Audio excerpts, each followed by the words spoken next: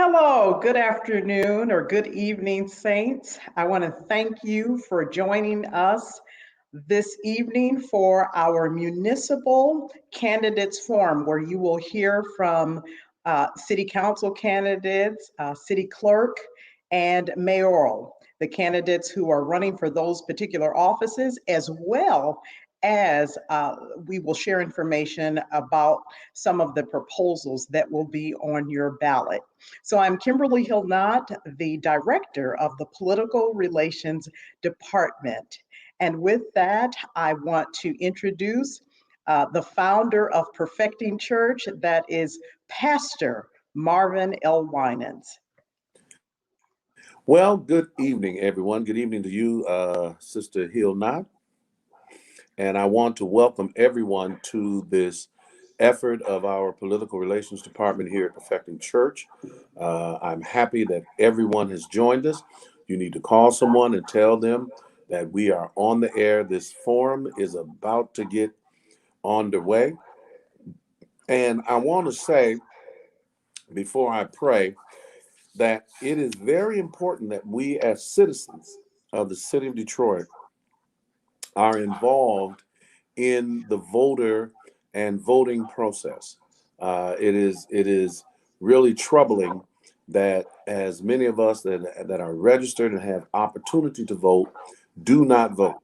And that is where decisions are made. So I want you to be responsible as a citizen of the United States. And just because you're a citizen of the kingdom of God does not mean you get to abdicate your responsibilities as a citizen in this earth. So I want you to get ready as we prepare to pray that God would use this forum to just extend our understanding of the political process, as they will give you what's going on. Kim, what are some of the things we're going to talk about today? Well, some of the things that we're going to talk about is we are just going to hear the candidates actually introduce themselves and share a bit of their platform. But before that starts, we're actually going to learn about the three proposals. And so those proposals deal with psychedelic drugs, and legalizing that, or making really decriminalizing it. And also there is an interesting proposal, I think it's proposal S, that deals with bypassing the city council to be able to introduce ordinances. And then proposal R, which is an appropriate name for the reparations proposal. And so we're going to talk about all of those proposals today. And then following city clerk, city council, we will move into the roundtable discussion with Anthony Adams. And so I just want to let everybody know, and I'll talk about that a little bit later in terms of all of the candidates who were invited. I want you to stay tuned. I want you to stay attuned. I want you to be attentive, and don't be afraid to ask questions and to challenge things that are being said. This is our opportunity to speak up, and you don't have to be rude in order to speak up. You can say what you feel or what you understand. And as our teachers used to say when we were in school, there is no bad question. The only bad question is the one you don't ask. So the Bible teaches in all of our getting to get an understanding, and that's exactly what I want us to do. Well, I guess it's time for me to pray. So let's pray. Father, in the name of the Lord Jesus, your word declares that except you build the city, the watchman waketh, but in vain. Except you keep the city, those that labor do so in vain. Father, we love the city of Detroit and its environ. We think that your hand is upon it, and we know that you want the best for us. So we come and we pray, and we ask that you would cause the righteous to rule, that the people may rejoice. Give us what to do and how to do, and we'll give you praise. In Jesus' name, amen. Amen. Well, thank you so much, Pastor Winans, for that prayer and just really encouraging everybody to get involved. It is not enough for us to just vote. We have to be Mm-hmm. educated voters. And that's why these forums are so important, so that you will have the opportunity to hear from those who are representing you or asking for your vote so that they can represent you, but also to learn about the proposals that will have a very far and long lasting impact on our lives and for future generations. And so I don't think there's ever a time when being engaged in the political system has been so important. And so that is a Very. perfect segue as we're waiting on Richard Mack to come on the online, who will be the MC for this evening to talk about the purpose, which we've already talked about, and to really look at the rules of engagement. Well, So let me say this for those that do not know that you and I have been engaged since before the primary. Uh, Personally, your department sending out um, questionnaires to all of those that are running for city council in each district and those that are running at large, that we have met with proposed candidates uh, for city council, for the clerk's office, and even before the primary, we have met with them. We have met with candidate Anthony Adams, and I want them to know that this isn't something that is just thrown together, but you have been working and involved in it. And so it's very important that they join in, call somebody, tell them yes. that the political relations forum is on, and let's get engaged and involved. Yeah, and thank you so much, Pastor Winans, for saying that. There's so much work that goes on behind the scenes, and certainly, Mm-hmm. this was our first time administering an electronic survey, and the response was phenomenal. We Good. almost had probably close to 80% response Wow. from the candidates, and so that's a first for us. That's a precedent that we have just set. And so what we did is we met with the candidates, went over their survey results. But before we met with them, we actually had the political relations department grade the surveys. And so they had a number of different factors that they considered when grading the different questions and evaluating the different questions. And so many hands on deck. And so I really Yes. want to thank the political relations department Yeah. for all of those who contributed to that process to bring us to where we are today, having a forum with all of these candidates, which was, really an interesting process, a little bit overwhelming at times, but I'm so glad that we are Well, seeing what the what culmination of it right now. what it does, it educates those that we're trying to reach, but it also allows the candidates themselves to know that there is a group that is going to keep Mhm. their feet to the fire. And Yes. so that's very, very important. So thank you for the work that you do. Thank you. And it's been fun hanging out with you and interviewing and debriefing after each candidate. Yeah. So we will look forward to us doing this for every election, because every election is just that important. And so with that, thank you so much, Pastor Winans, for joining us All and for right. I'm offering gonna our I'm gonna prayer decrease here.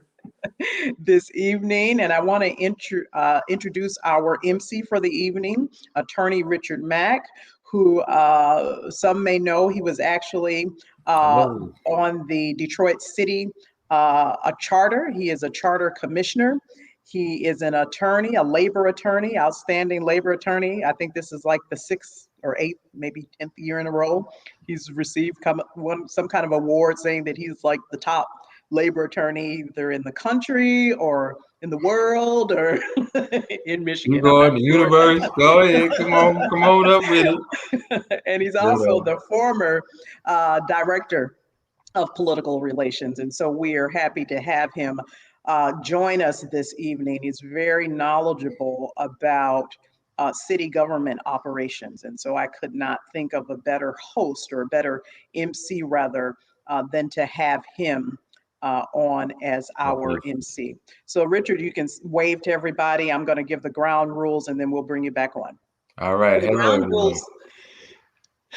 Great. So the ground rules for this evening is that we're going to allow the city council candidates to speak. They will introduce themselves and share their platform. As well as Detroit. So we'll start with Detroit City Clerk, and then we'll move into Detroit City Council, and then we will move into the roundtable discussion with attorney Anthony Adams.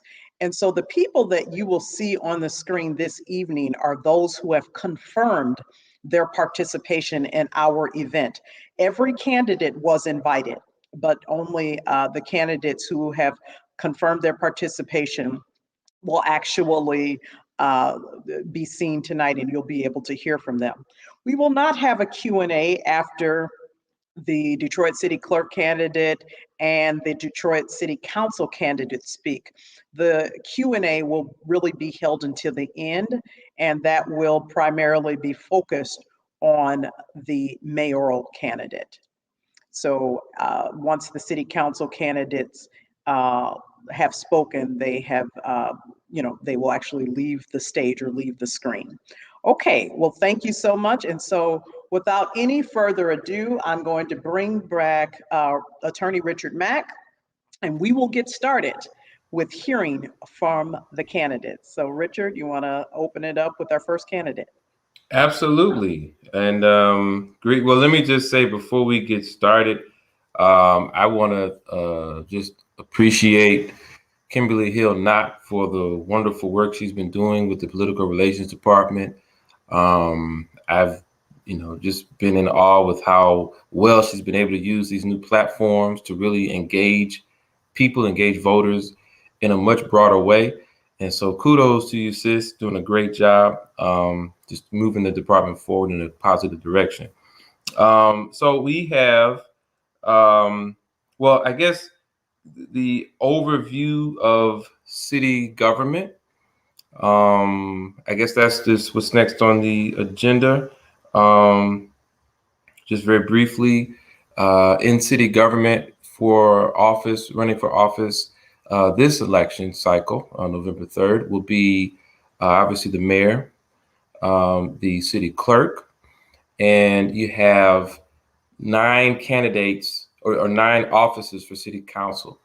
There are on the city council, there are 2 offices which are citywide, and the other 7 offices which are in 7 City of Detroit voting districts.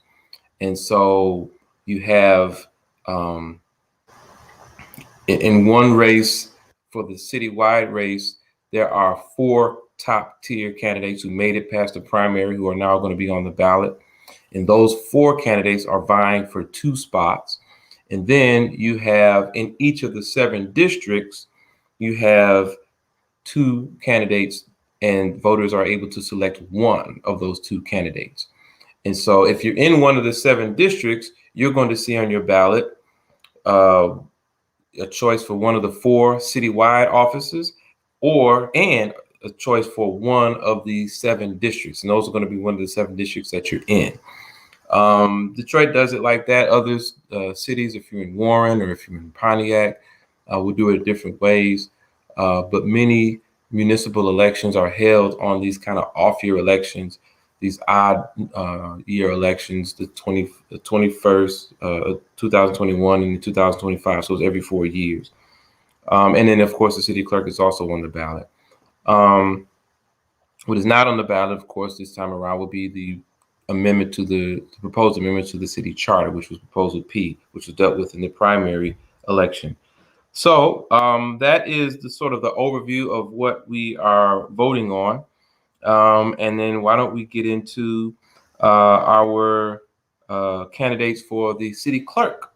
And they both were invited. The candidates are Denzel McCampbell and Janice Winfrey.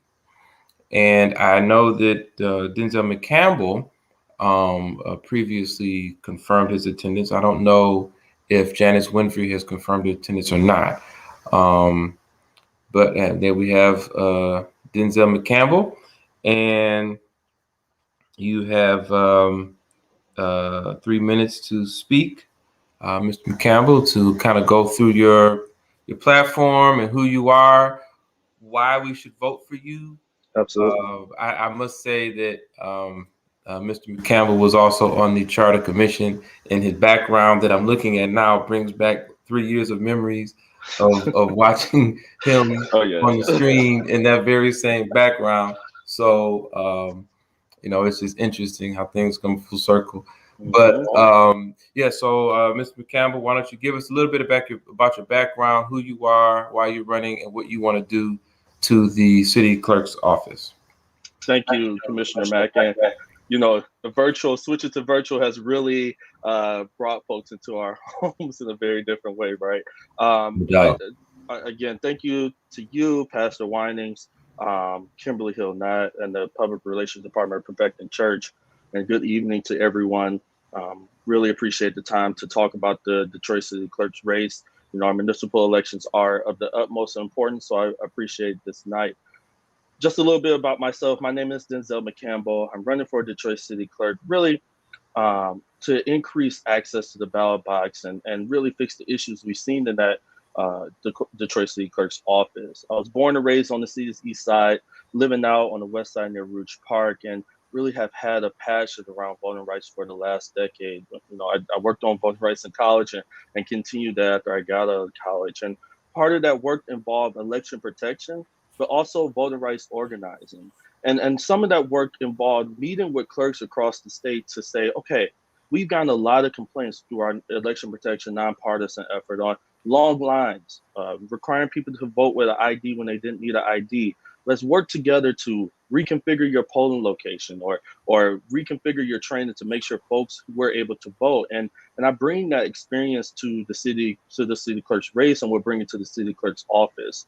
I ran a $30 million project across 8 states during the pandemic last year to really help educate folks on how to vote safely and also push back against disinformation and misinformation in our elections, which we will continue to see as along with voting rights attacks on our voting rights.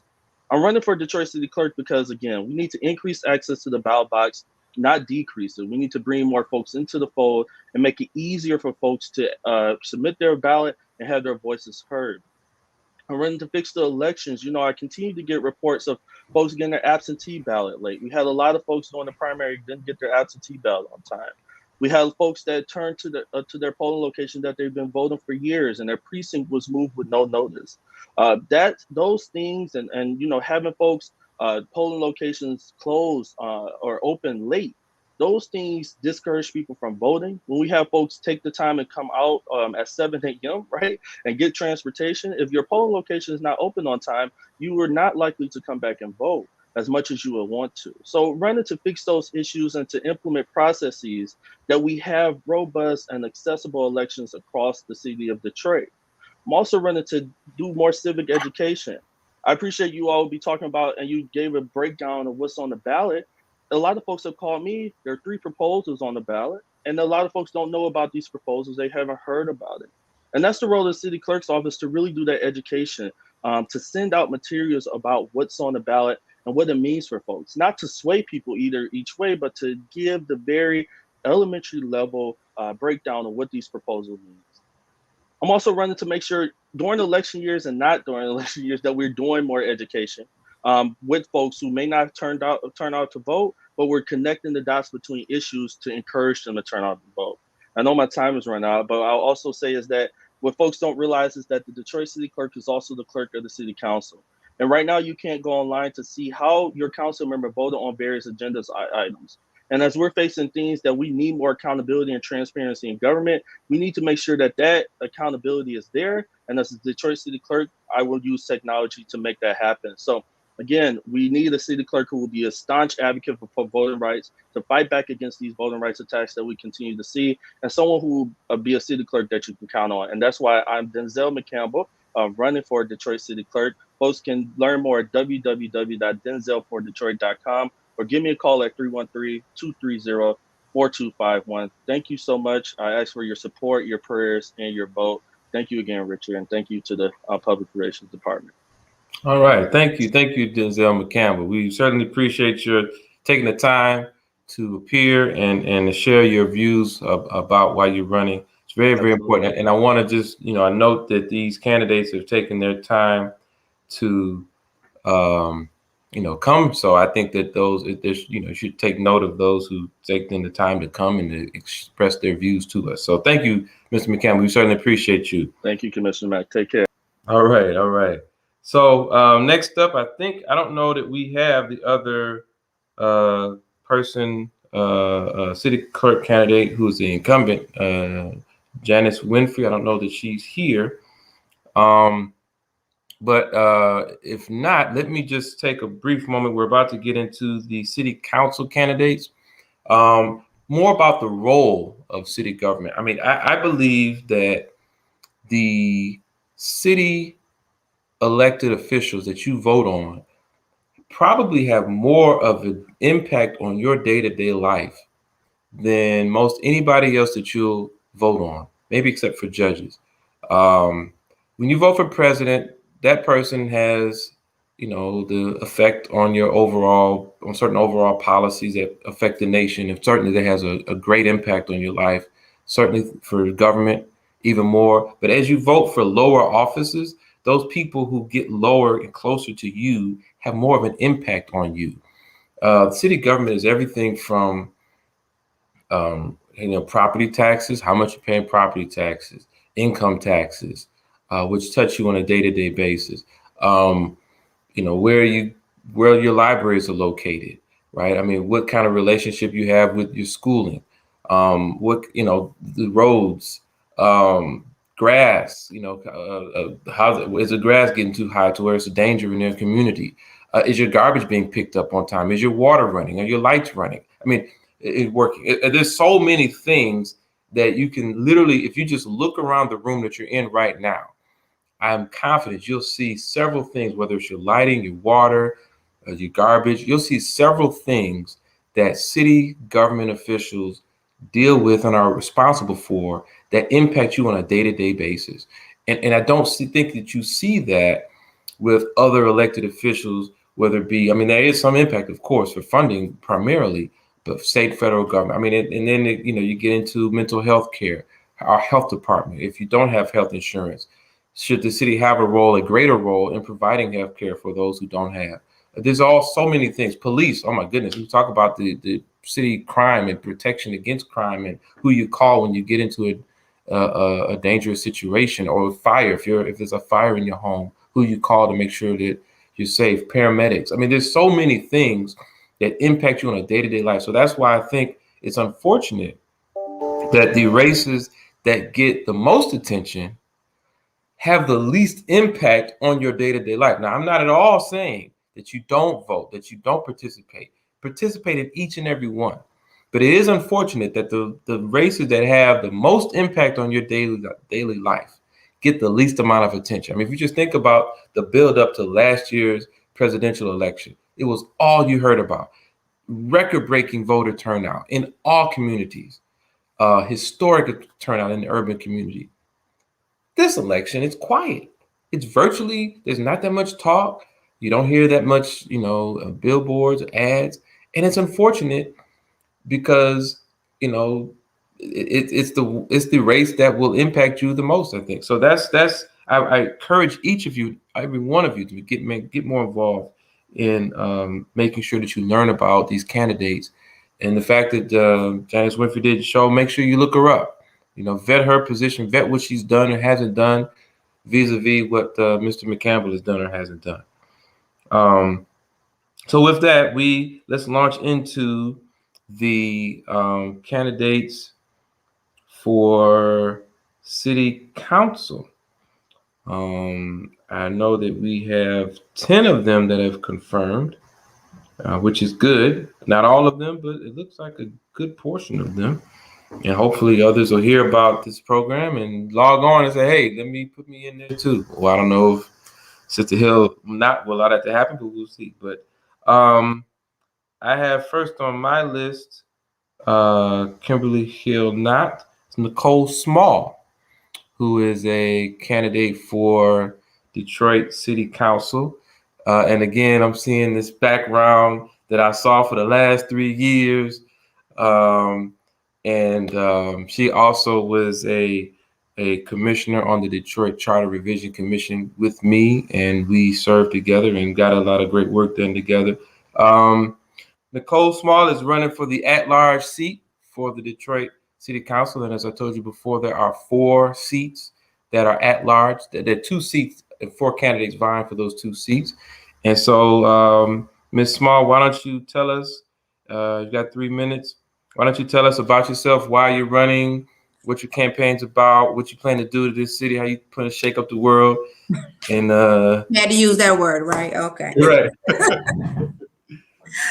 Thank you so much, Richard. Thank you, Pastor Winan and Sister Kimberly. I really appreciate this opportunity and the exposure around the election. As Richard said, this has really been a daunting task just to shake some life into this actual election overall because it's been so silent. I am a native Detroiter.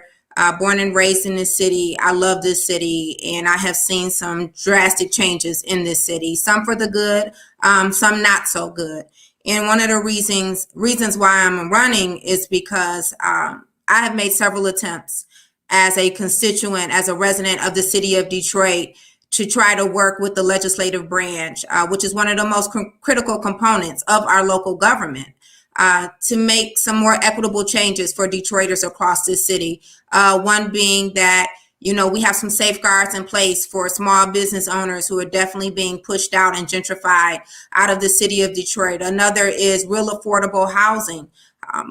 It's unfortunate that right now the affordable housing that we see being put forth, you have to make almost double what the average income of a Detroiter is just to be eligible. I want to see real affordable water in place so we can stop having such a high rate of water shutoffs, and we can have our children and just our families in general to be able to have access to clean, safe, affordable water.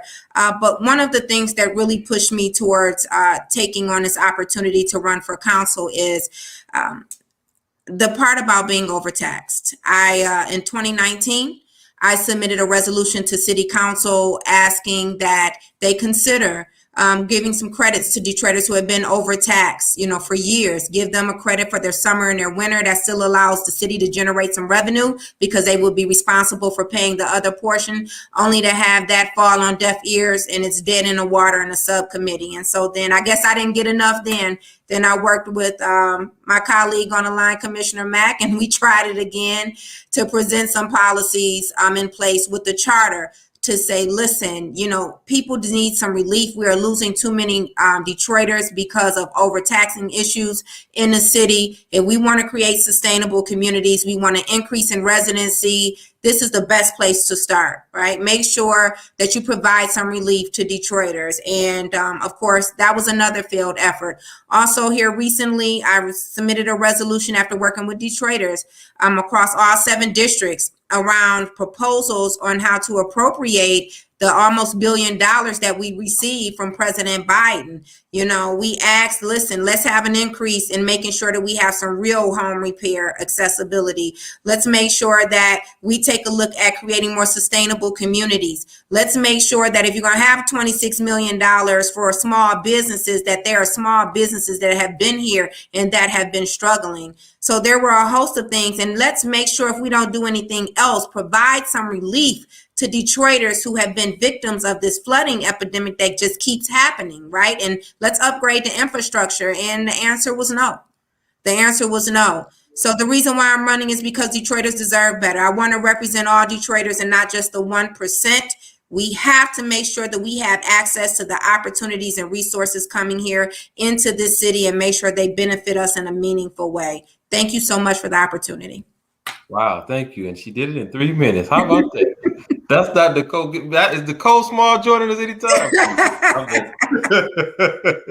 I'm teasing. No, we appreciate you so much, Commissioner Small. Great work, great comments always. Thank you so much. All right. Now we next have On the list, also running for an at-large seat will be Coleman A. Young. And that name should sound familiar to you because he's the son of the former legendary mayor of our town.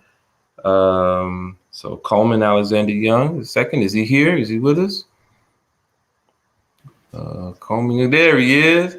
And I must say, my man, that Brother Coleman, whatever it is, and I've told you this before, I'm going to keep telling you, whatever it is that you did, you know, you can't blame the pandemic. Most people during the pandemic, they added 2015. This brother here, he shedded 30 to 40. yeah. And so, yeah, I mean, whatever you did to do the reverse of what all of us did, you got to sell us on something because you know, it worked. So kudos to you. But no, Coleman Alexander Young, the second, he's running for Detroit City Council in an at-large seat. Yes, sir. So why don't you give us a little bit about yourself, Brother Young, and tell us why you're running in 3 minutes and what you plan to do for the city and a little bit about your background and all of the rest. Well, first of all, let me say to Commissioner Mack, always a pleasure to be here with you. And I'm so thankful to get the endorsement of Ask Me as well. I know you work for them as well. It's been a great lawyer for a long time. So I just want to say that it's a humble and honor to have that support. I'm Coleman Alexander Young II, former state legislator. I created 10,000 jobs through movie tax credits. I passed 13 laws. I served for 12 years. I've appropriated $800 million. I've cut property taxes twice. I've appropriated $2 million to Focus Hope, $1 million to the Charles H. Wright Museum, and I solved over 12,000 constituency complaints. So in the words of my father, the Honorable Coleman Young Sr., I bring home the bacon and I get the job done. And that's what I plan on doing for you as your next council person. Now, what I want to do is the first things I want to do is we want to invest more in infrastructure, particularly green infrastructure, to stop these floodings that are happening. I also want to make sure that we reduce crime by making sure we have more investment in neighborhood policing as well as neighborhood services. And we also pass laws that hold police officers accountable when they abuse the public. They are Detroit's finest for a reason. And so I think that's something that's very important. We need to be able to uphold that, and we have to make sure that people are held accountable when they don't. I also want to make sure we get as many people vaccinated as we possibly can, not only so we can protect people's lives, but also so we can reopen this economy. I also want to make sure that we make more investments in terms of the neighborhoods. It's great that we're having invested downtown, but it's time to invest in neighborhoods. It's time to invest more in affordable housing.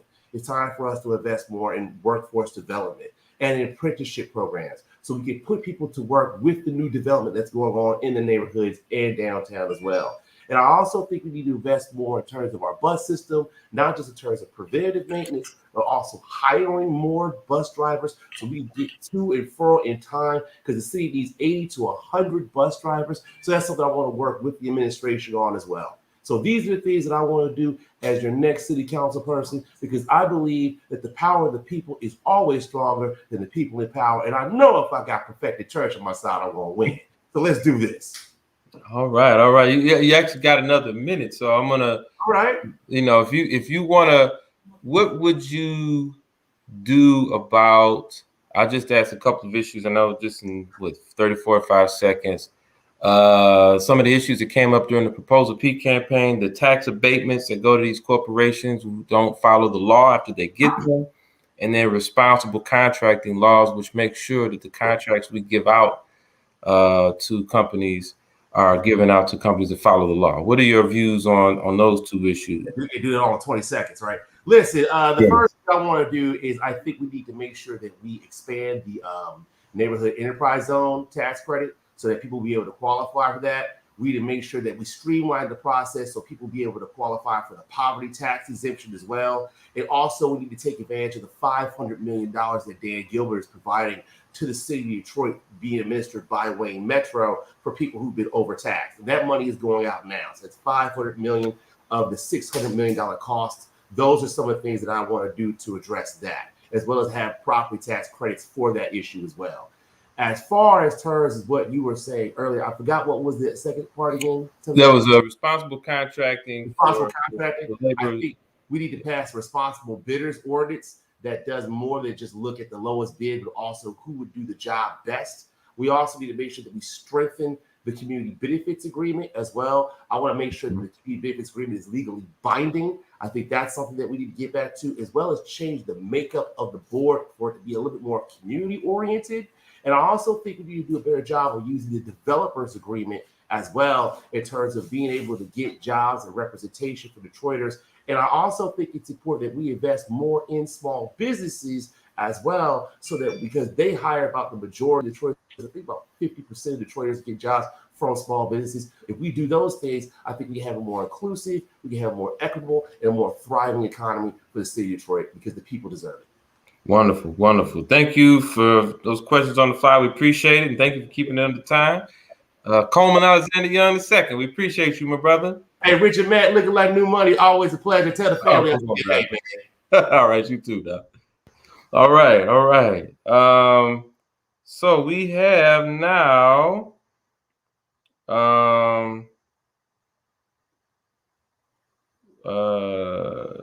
we should be into the District 1. So we have candidates Krystal Larosa and James Tate. So we're going to start off with Krystal Larosa. How do you do? Nice to see you. You're on mute. I saw it. Nice to meet you as well. Thank you all for having me. I really appreciate it. So I'll start by giving an introduction of myself and my simple platform. My name is Krystal Larsosa. Larsosa. You know what? It says on the computer Larosa, but we need to add an S in there, Larsosa. So yes. Larsosa. All right. So folk on the screen, don't look at the screen, pay attention to Larsosa, like she just said. Go right ahead. Or man. just remember Krystal For Council. There you go. All right. So I am a child and youth development professional. I graduated from Eastern Michigan University studying criminal justice. Worked in the juvenile justice system for some time, and also DPSCD, organizing safe play and interactive learning. And I also work with youth in the church. I am happily married and I have 3 beautiful girls. But ultimately, I set my career aside to focus on home and our business interests, such as media. And as a result, my girls are straight A students. They have their own platform on social media where they have almost 300,000 followers. And they are currently modeling. They're featured actually on DPS billboards right now throughout the city. So any little girls that you see, those are mine. And we've been featured in national Verizon wireless commercials. And I am a well-known and trusted leader in my community. And God has been good to me, and he's been good to my family. And I just want to extend that good fortune to not just my family and my community, but to the entire District 1. I believe that I can bring my perspective as a mother, as a wife, as a business leader, and as a community leader. And running for office was not something that I ever imagined doing, nowhere in my career. However, petitions were brought to me multiple times, but this time I said yes, because Detroit neighborhoods are in the worst condition that they've ever been in. And I think that people in the neighborhood should have the same opportunities, should have great opportunities in the neighborhoods. We should keep Detroit resources here in Detroit. Less than 5% of contracts are awarded to Detroiters. So that's almost 100% of contracts are headed outside of our city. So how can we circulate our wealth and build wealth in our neighborhoods? And we have business and companies here where we've created job opportunities, and 70% of those are for those that's outside of the city. So I just want to make Detroit home again. And I'm really just honored to be here. And I feel like District 1, where I'm actually running for, and we should not chance right now with all the indictments rolling out. It's like a house of cards. And I just feel like I don't want District 1 to chance that. We should choose now before someone is appointed for us. I think that we should trust in things. I think everybody should, you can look for me, Vote Larsosa. I can be reached VOTELARSOSA.com. And thank you so much. Let's make Detroit home again. Wonderful, wonderful. That's right at 3 minutes. So we thank you so much. We certainly appreciate it. I have seen your daughters at a couple of events. They're just gorgeous, just Thank absolutely you. I gorgeous. appreciate Yeah. it. Thank you for So having me, kudos to Richard. you. Absolutely. Kudos to you. Thank God you. bless you. Thank you for coming. Thank We you. appreciate you. All righty. So now we have next up, we jump into my district. This is my voting area. Roy McCalister, I believe, is coming up. And yes, there he is. And I can tell you, I see that background often because of the many meetings that he and I are in, whether it's the skilled trades or the Wayne County Trade Alliance or whatever he's doing. So Brother McCalister, welcome to Perfecting Churches Forum, and appreciate you giving us a little bit about your background. I know you've been on council, so you can talk about that, talk about what you did before in your 3 minutes. So thank you. Take it away, sir. Attorney Mack, thank you so much. But first and foremost, I want to give honor to God who's ahead of my life, who allowed me to be here as all of us. And I want to thank Bishop Winans and, of course, Kimberly Hill Knott and the Public Relations Department for Perfecting Church. You know, I am Councilman member Roy McCalister. Running for council and being a part of council is in my heart.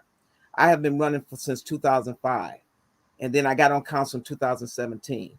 That is something that shows that it is not about trying to just for position, money, or anything. It is about the people. And that is something that I have always loved to do. And that's why I continue to do and continue to run and continue to be for the people. It is about making sure that people know that there is someone for them in their office. And that's why I created a District 2 office so people could come there and be involved and know that someone is there. I have members working there Monday through Friday, 9 to 5, to make sure that they know that there's someone that is listening to them and is going to get back with them. Brother Mack, the city council has 3 responsibilities, and I always add a 4th. Their main responsibility is the fiduciary for the city of Detroit. And that's why I make sure that the dollars are coming in. It's not only coming in to make sure that our city is moving forward, but make sure that the people in the city of Detroit. That's why when you hear me on council, I'm always fighting. Why are we sending this job out to the suburbs? What about the contractors that are Detroit based? What about the women, minority contractors, Black contractors? How do we get those jobs? How do we get people to work? We also talk about resolutions and ordinances. That's another responsibility of ours. And that's one of the things that I've always been doing. If there's something that is violating the people, a lot of times we have old laws and ordinances on the books that needs to be changed. That's why I looked at it. That's why I made sure that the fireworks ordinance was looked at and considered. That's why we have senior citizens when we have an antiquated DTE and power system. And I made sure that they have backup generators, so that those senior citizens can make sure that they have power if their power goes out. We also have subpoena powers. And then there's been occasions when I've looked at people and said they need to come before this council and to utilize that. Those are the 3 major things that city council does. The other issue is development of relationships, because you have to be the administration is the one that puts in all the directors of each department. City council does not have the authority to demand, but you build relationships. So if Richard Mack needs a tree cut down, or Richard Mack is having a problem with electrical or something that his garbage needs to be picked up or something like that, I have built those relationships with department heads to say, look, I need you to go take care of that constituent to make sure. And because of that relationship, that is being there. And so people know when they call that they're going to get that initiative of being out there. Also, the fact of it is about being participant. My goal and objective was to bring all of the District 2 together, communities. That's why I have 5 business roundtables. I have a business roundtable specific for businesses, a business roundtable for community and presidents, a roundtable for millennials. I have mental health. That is a big issue that is affecting us in our communities and throughout. So these are the things that I want. They talked about when I came. Oh, How development. Yeah, I think that means actually, and it does mean we're Out of time. We're at your time, Councilman McCalister. I just want to give us say, 10 seconds in closing. Councilman Roy McCalister, you can dial area code 313-340-2073 or McCalister at DetroitDistrict2.com. Thank you so very much, and may God bless and continue to be with him. And I'm asking for your vote to continue working for you. Thank you so much. We appreciate you. All right. Feel like we on the hollow. So next we got Angela Calloway, who is also running District 2 and for the city council seat. Angela Calloway, thank you. Nice to see you again. Nice to see you, Attorney Mack. Yes, thank you. And why don't you give us a bit about yourself, and you got the 3 minutes, and talk about your background and what else you want to share with us about your platform. Okay, well, greetings and thank you for this opportunity, Pastor Winans and Perfecting Church, Kimberly Hill Knott and Cindy Flowers, and of course, Attorney Richard Mack. My name is Angela Whitfield Calloway. I'm a lifelong Detroiter, been married for 33 years, raised my 4 children here. They are all millennials. They all live in District 2. And I love the city of Detroit. And I graduated from Cooley High School, went on and got my Bachelor's of Arts degree from Spelman College, then went on to get a law degree from Detroit College of Law. And then I just got a certification from Yale Law School and campaign law. So I'm excited about this journey that I've embarked upon. On February the 12th, I have not been running for any political office for the last 16 years, as my opponent has. I'm very disgusted with what's going on downtown, the scandals, the indictments, the bribery, the lies, the going to jail, the convictions, and I understand there's more to come. And so it's disgusting, it's embarrassing. We were just here back in 2008 with the Kwame Kilpatrick administration and all the things that were going on with that administration. And to be back in this place again is unacceptable. Part of my platform is to address the $600 million over taxation of innocent property owners. Unbeknownst to them, they were being overcharged. We cannot kick that can down the road and say there's nothing we can do about it. There's absolutely something we can do about it. They deserve a credit. If we can build all of these adult playgrounds downtown and build fake beaches downtown and bringing all these things together to make adults happy downtown and in Midtown, we can certainly address this $600 over taxation. We have to address the blight. We have to address the crime and the poverty in the city. We can't say that people are not leaving the city when they absolutely are. They've been leaving the city for the last 20 years, and it's because of the educational system, the blight, the crime, and the poverty. That's why people leave the city of Detroit and other cities around the country. It's because of the crime, because of the educational institution. So you can live in Detroit and still try to get your kids into other public school system outside of Detroit because you have no confidence in the public school system as it is right now.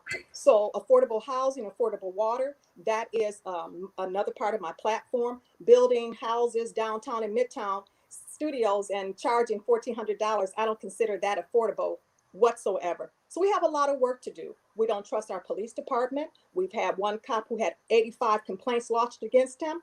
Until it was uncovered by the Detroit News, he was still on the force, and he may even still be on the force. I'm not sure, but to get 85 complaints in a 3-year period, that is unacceptable. And then to have, all the things that are going on with our police department. And then I think in the news yesterday, they want our help to help them solve crimes.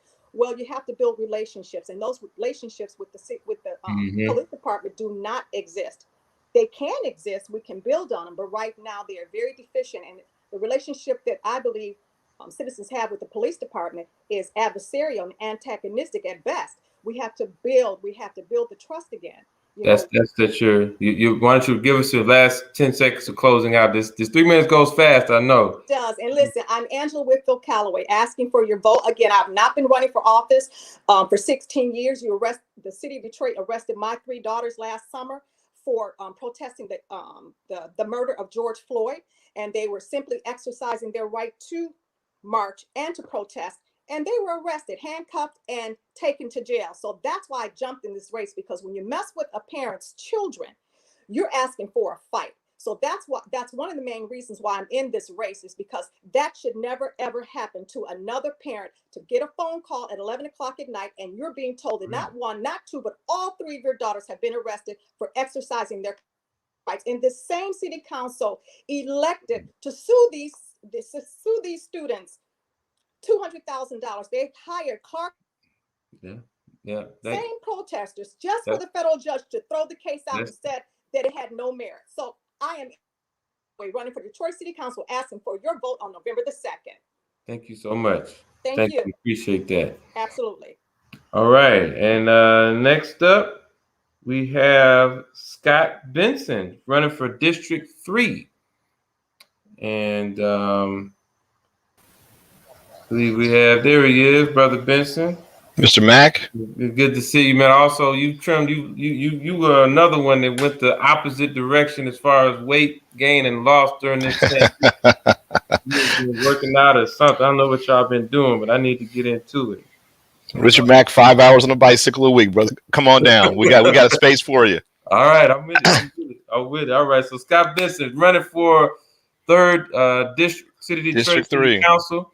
You got 3 minutes, sir. Why don't you tell us about your platform, what you're running for, and what you plan to do? All right, start my clock now, if you wouldn't mind. So number one, I just want to say thank you. As always, it's an honor and privilege to come before you. I want to thank the Perfecting family, especially Pastor Winans, yourself, Ms. Kimberly Knott Hill. It's always an honor and a privilege. And as being my bosses, as you are located in beautiful 3rd District over on Nevada and Van Dyke, I just really want to give a big shout out and say thank you for allowing me to be here this evening. So my platform hasn't changed. It has been and will continue to be jobs, jobs, and more jobs for the residents in the city of Detroit. And we've been especially successful at doing that. And so in the 3rd District, in my tenure, I've been here now 7 years and 9 months. We have brought over 1,000 jobs to the 3rd District. Those are jobs that are here now that were not there when I started.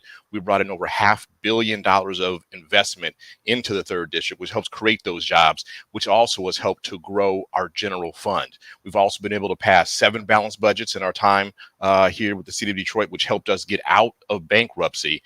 And we're making sure that we're also working to lead the way in the Midwest and the United States when it comes to environmental justice and sustainability. So all very important items. We've also been very focused on building as well as maintaining and investing in the infrastructure in the 3rd District. And you can look at Detroit City Airport. As many of you know, Detroit City Airport suffered from benign neglect for decades, generations. We at one time had a very prosperous, functional commercial airport. We're now looking to have a space where the federal government and the state government will now support City Airport, the Coleman A International Airport, with 90% reimbursable grants. And we should have that designation hopefully early next year, which will allow the city to start once again investing into our city airports than we hadn't done. And this was a direct result of a less than friendly debate with the mayor's office to make sure that we were able to get that done. And so eventually we came to an agreement that we would give away one of the runways and invest heavily in the remainder. We've got a agreement with DPSCD. They are bringing the high school back, Davis High School, back to Detroit City Airport, which was lost during emergency managers back in the early 2000 teens with the emergency managers from DPSCD. So we're really looking and how we're going to invest and make that an economic development generator again.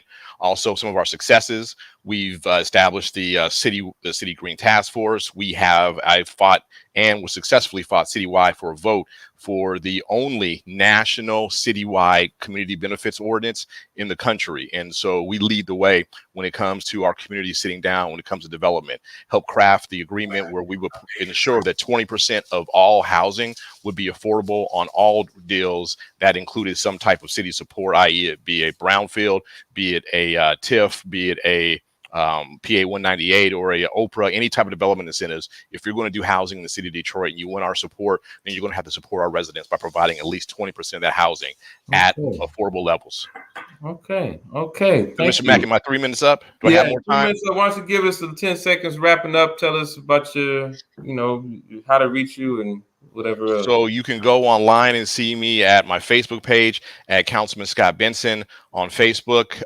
We are in an enviable position this year. We do not have an opponent, but we are still working very hard. We do not take our voters for granted. My bosses, I want to make sure that they understand we're still working hard for them. We're the first office to have a district office, which we established in 2014, right. and it has been open ever since, 5 days a week, staffed by 2 of our community development, community organizers. So just want to say thank you for this opportunity and vote Benson. Thank you. Thank you, Scott Benson. We appreciate you so much, sir. See, all right. Yeah, right. Oh, wait. Okay. We have next up, Latisha Jordan from the 4th District. Hi, Latisha. It's Johnson. See, they read, now I knew, and I actually flagged this. I read, I know Latisha Johnson, been working with her for years. So I just, this is a mistake on the thing, but absolutely, we got you straight here on the screen here. Latisha Johnson running for the 4th District in the Detroit City Council, this voting district. In your 3 minutes, ma'am, why don't you tell us a little bit about yourself, why you're running, and what you plan to do when you get elected? Sure. Thank you so much for having me. Thank you to Bishop Winans and the Perfecting Church family. I appreciate the opportunity. I am Latisha Johnson, candidate for City Council here in District 4. I'm a proud native Detroiter who was able to utilize growing up in an impoverished household to motivate me to become a first-generation college graduate with the support and assistance of my family, as well as my chemistry teacher from Kettering High School.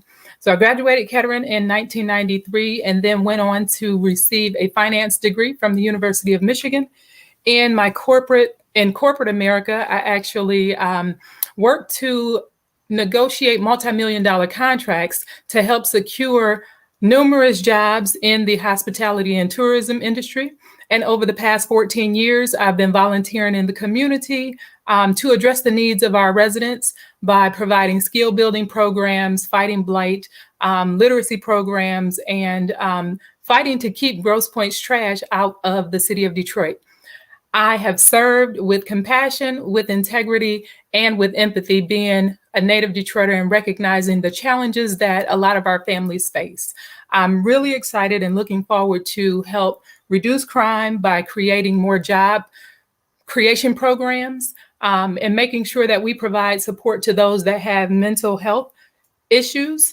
My focus is to make sure that we address the water infrastructure issue so that we're not putting a Band-Aid on the situation, but we have real solutions that can make sure that we can stay within our homes and not have to walk away from them because we have foundation issues. But to also make sure that our roads don't continue to flood and that our businesses don't have to deal with water backups as well. And to make sure that Detroiters have access to home ownership. That's extremely important to me. And I know that it'll help stabilize our neighborhoods, stabilize our communities, and to help families to build generational wealth. So I just want to say thank you to all the voters who helped support my campaign to help me come in first place in the primary election. And I look forward to the assistance of so many more voters in District 4 that are going to help make sure that I come in first place in the general election as well. My contact information, the website is just my name, LatishaJohnson.com. And the phone number is area code 313-444-4290. If anyone is interested in contacting me to support the campaign, or maybe you have some questions of my work over the last 14 years, but over the last 7 years, I have been volunteering on a full-time basis. And I don't know that you'll see that in many people, but it's just making sure that I share the love and the compassion that I have for Detroiters and helping them to address various issues that they have. Okay, great. Thank you, Latisha Johnson. We appreciate you. We got your name right this time. Thank you. Thank you. We'll see you on the trail, and God bless you. Thank All right, all right. And so next up, we move over to District 6, I believe. And that should be Gabriela Santiago Romero, who is running to replace the outgoing council person, Raquel Castaneda Lopez. So Ms. Santiago Romero, I don't know if I had the pleasure to meet you in person, but nice meeting you electronically. And welcome to Perfecting Churches Forum. Why don't you share a little bit about your platform and why you're running, and what you plan to do when you get elected? No, absolutely. Thank you so much. Thank you, Pastor Winans, Kimberly, and Richard for putting this together. And thank you, Perfecting Church. I really appreciate this. Having engaged communities is incredibly important for our community organizing and our collective fights and for our local democracy. My name is Gabriela Santiago Romero. I'm running for Detroit City Council in District 6. And I'm running because I love our communities and this work is very personal to me. As an immigrant who grew up to a single mother in poverty in Southwest Detroit, I've seen my family and others struggle. Till this day, a large portion of our city is living at or below the poverty level, and we need leaders who care about caring for us. My family lived with dignity thanks to local food pantries, churches who provided us boxes of food, and nonprofits who provided me opportunities to organize and really invest in my own leadership. I'm a social worker, I'm a community organizer, and I have a background in policy and evaluation, and I want to bring my experience to council and put people first. I spent the past 10 years working for working class families across the city and across the states. As mentioned, we need people who are running to invest in affordable housing, address our environmental injustices, and to grow our basic city services that, as has been mentioned, our residents desperately need.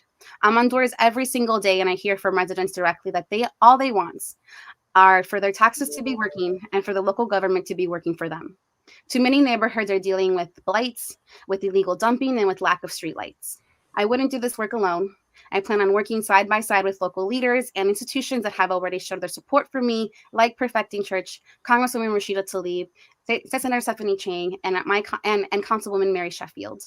I'm committed to having my office be one that is responsive to constituents, that we organize with neighbors, and that we hold departments accountable, such as the Detroit Land Bank. I'm hearing from way too many residents that want to buy properties in their own neighborhoods that they can't because they're being outbought by developers. We should have procedures set in place that prioritizes residents investing in their communities first. I look forward to organizing with many unions who have already supported us, such as UAW and SEIU, to ensure our workers and jobs are being upheld in the city. I plan to continue to organize with grassroots organizations like Detroit Action, the Coalition for Property Tax Justice, and for Detroit Hispanic Development Corporation and more, who are collectively fighting for our people and our access to affordable water, housing, and so much more. I believe that we deserve a truly beautiful city, a truly beautiful future for the city of Detroit. And I plan to fight for us every single day. Thank you so much for your time. Again, my name is Gabriela Santiago Romero. I'm asking for your support and for your vote on November 2nd, and I look forward to building with you all. Wonderful, wonderful. Thank you so much. It's a pleasure to meet you over the internet here, and God bless you. We'll see you on the trail. Thank you for coming. We appreciate it. Thank you so much. You guys have a blessed day. All right, you too. All right, and I believe next up we have the other candidate. Well, I don't know that we have the other candidate for District 6. I think the next one we go to is District 7, which is Regina Ross, if I have that right. Ah, yes. I don't know until you show up, and then when you show up, I see I'm on the right track. I'm on the right train, on the right track. There we go. All right, Miss Ross, Regina Ross. Greetings to you again, and nice to see you. Welcome to the forum. Why don't you share with us in 3 minutes your platform, what you want to do, why you are running, and what you plan to do when you're elected? Yes, thank you. Thank you very much. Thank you for having me here today. My voice is a little hoarse. I've had a cold for the last few days. But again, thank you very much for inviting me to your program. My name again is Regina Ross, and I believe in the city. I stand for the city. I'm a product of the city. I'm running for the betterment of District 7 and the city of Detroit, because there is a lot of changes that we need to make in our city. People, we're knocking doors, and this is just not from knocking doors, but from knocking doors, we can tell that people They are complaining about the water, the overtaxation. They need home repairs. So it's just a lot of things that we need to do. The flood issue, the water is constantly flooding the basement. Now I can see maybe it happened once or twice, but this is ridiculous. It's keep happening. So those are some of the things that we have to change. A little bit about me. I have been interested in politics for a while. I started in the Young Democrats, and from the Young Democrats, I went on to the regular Democrats. And I've been on the executive board of the 13th Congressional for the last 8 years. Excuse me. I am the director of before and after care with Detroit Public Schools for smaller children. And I'm the director of Carrie's Corner. That's a community group within District 7. And we take care of people's needs. We try to help them through that. I'm the Block Club president of Beaverland, Constance, and Parkland Block Club. So I've been around working with different groups, different people, do a lot of volunteer work because I want to see change in Detroit. I want to see positive things happening in our city. What I believe in, that we have to change the crime situation in Detroit. If we change the crime situation in Detroit, then that would stop people from leaving our city. We have to stop the bleeding. We have to stop people from leaving our city. We have to get people to come in. So those are some of the reasons why I would like to be on city council. We need to grow and stabilize our economy. It's going, for most people in the city, it's going down instead of coming up. So we have to find ways to bring monies into the city, to bring jobs into the city. A lot of the jobs, it's only 30% of the Detroiters that are working that live in Detroit. So we need to change that, bring it up at least 50%, 51%. Excuse me, my throat in and out. Okay, you're right at your 3 minutes, man. Why don't you just kind of give us a closing 10 seconds how people can reach you and give us your name again. Okay, my name again is Regina Ross, running for City Council in District 7. You can contact me at ross4detroit.com, or you can contact me at 313-310-9364. Wonderful. Thank you so much, man. We appreciate you. Thank you. Take care. All right. Right. And let's see. We should have we got Fred Durhall next up. Okay. We have Fred Durhall. Mr. Fred, there he is. How you doing? My sparring buddy. How you doing, man? We're doing well. How about you, brother Mack? I'm okay. I promise you this time we won't get in a 15-minute argument. Listen. I don't call it arguments, man. Debate. I don't call it that either. I call it sharing ideas. And That's it. Fred Durhall, running for District 7 City Council. Why don't you share with us what you are going to do when elected, why you're running? Give us a little bit about your background in your 3 minutes, sir. So first, I'd like to say good evening to everyone. Thank you, Perfecting Church and the Public Relations, for holding this. Bishop Winans, also Kimberly Hill Knott. Thank you for hosting this tonight. I think it's very important for the residents to be able to see this. My name is Fred Durhall. I'm a former state representative. I've served Michigan's 5th House District from 2015 to 2019. In my first term there, I served as the Assistant Democratic Leader of the House, making me the second ranking Democrat on the House side. And then in my second term, served as the Minority Vice Chair of the House Appropriations Committee, which means I sat over a $64 billion budget. I am asking the voters of District 7 to vote for me because I'm the most experienced candidate in this race. I say that you can tell a lot about a person when you talk about what they're going to do by what they've done. And we have a proven track record.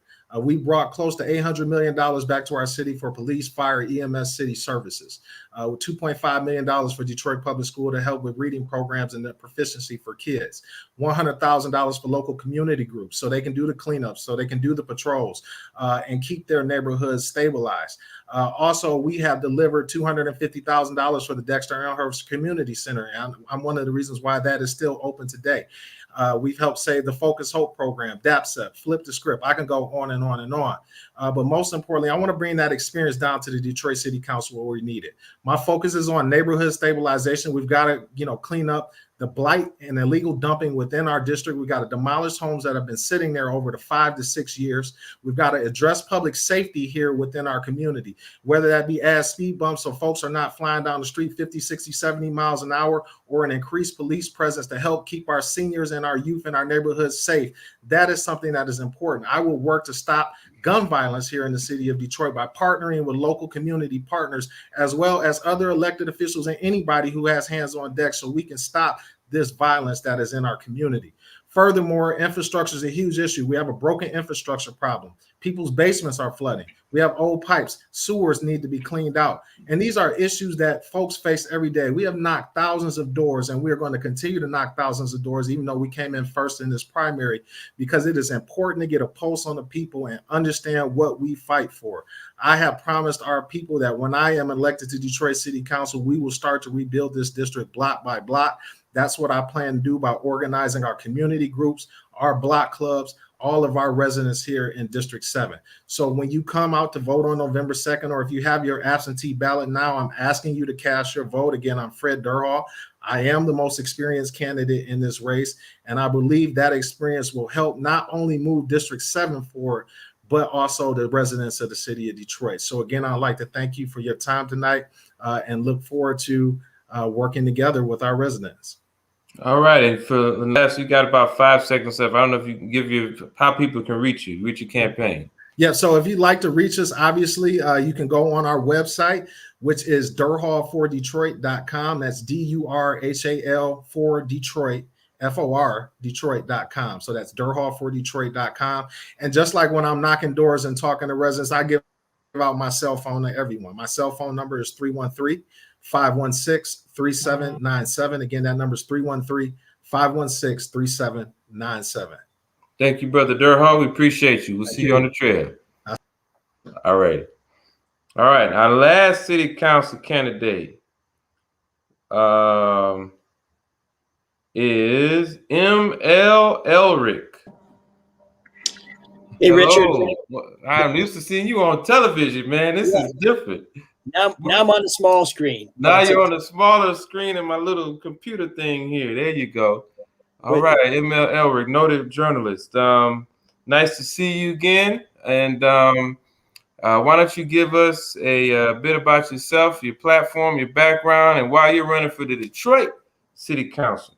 Sure. And thank you so much for this opportunity. Thanks for letting me go last. I've been knocking on doors until dark because no one works harder than we do here in District 4. Richard, I appreciate you hosting this, keeping it on track. Kim, thank you for the opportunity. Bishop Winans, and of course, the Perfecting Church community. We always appreciate a chance to share our views and some fellowship. I'm running for Detroit City Council for a couple simple reasons. One, I love Detroit. And two, I want to bring honest change to Detroit politics. I got my first job in District 4 when I was 13 years old, stocking shelves at Johnson's Milk Depot on Mack. When I was in high school, I worked at the Sherwin-Williams at Kensington and East Warren. And when I got a chance to move back to Detroit in 1999, I bought my home here. I raised my family here. I'm the street rep on East Outer Drive in Whittier, an active member of my neighborhood association. I've been a coach at Baldock. I've been a chaperone, a mentor, field day team leader, school commissioner. And Detroit's given me everything I have. And now it's time for me to give back. I quit my job to run because you can't be a reporter and a politician. And I'm not a very good politician, but I do aim to be a very good public servant because I'm all about taking care of my neighbors, as I have been here on Outer Drive for 20 years. And I understand that you have to make a sacrifice to be a public servant. I understand that you have to put public service before self-service. I'm running to bring opportunity, safety, and accountability to Detroit, to the east side, to bring some of those things people downtown enjoy so much to the east side, to make sure the developers that make deals with us, where we give them many things and they don't always give us what they say they will, to claw back some of those things. If you don't keep your deal with me, I'm going to come and get it from you. Since I got into this race, we proposed a solution to the flooding. It's a solution that the city is now trying to implement. We want backflow preventers to keep basements dry, sump pumps to keep the water out once it gets in. And we want to use our vacant land to create some green infrastructure, to use the earth to heal the earth. If they say the system can't take all the water, we'll find someplace else for the water to go. We propose an ethics policy to help clean up and end corruption. We want financial disclosure forms for elected officials and top appointees. We want people to file conflict of interest forms. I want to take away city council members' cars, because I don't know why when you get $90,000 a year, you need a car. You need to live like your residents. You need to live like your constituents. We all have cars. We all have to go to these gas stations. We all have to drive these roads. We still have to pay this insurance. You need to live like the people you represent. So I want to take away those cars. And when we take away those cars, we can get more police. I'm the only candidate on the east side who doesn't want to defund the police. I want more and better police, police who are trained to be guardians and not warriors. I also want to let pastors, professors, and regular people pick the members of our ethics board, not politicians who are trying to let politicians decide whether politicians are doing right or wrong. I think we all know how that's going to play out. Let's let regular people who know right and wrong decide what's right and what's wrong in City Hall. All right. That's the 3 minutes, sir. I know. Yeah. Why don't you give us some final, your name, and tell people how to reach you? Sure. Thanks, Richard. My name is M.L. Elric. I'm running for Detroit City Council here in District 4, the East Side. I'd appreciate your support. I'll appreciate your vote. And I'll tell you what, I've been a union official for 20 years because I always stick up for the little guy. That will always be the case. I'll never stop working for you. I'll never stop trying to solve these problems. And I appreciate this opportunity. All right. God bless you, sir. We'll see you on the chair. Thank you so much for stopping in. All right. All right. Well, that was the City Council Candidates Forum. Kimberly Hill Knott, that was quite informative. Yes, it was. It was, to hear the candidates, what they plan to fight for. What I like about 3 minutes is you really have to be succinct in what you want to do. So you do not have a lot of time to talk about every single issue. We know that there are so many, but you have to, just really hit it and talk about what you're going to do. And that really shows focus and, really how well researched these candidates are. So we hope that the folks who are tuning in, have enjoyed the information that they heard. And I want you to write in the chat box on Facebook or YouTube, whatever platform you're tuning into. We have two people, Janet Taylor and attorney Ryan Williams, who are actually checking Facebook and YouTube. And I want you to write in there what your thoughts are. What is one thing that really stood out to you about what the candidate said?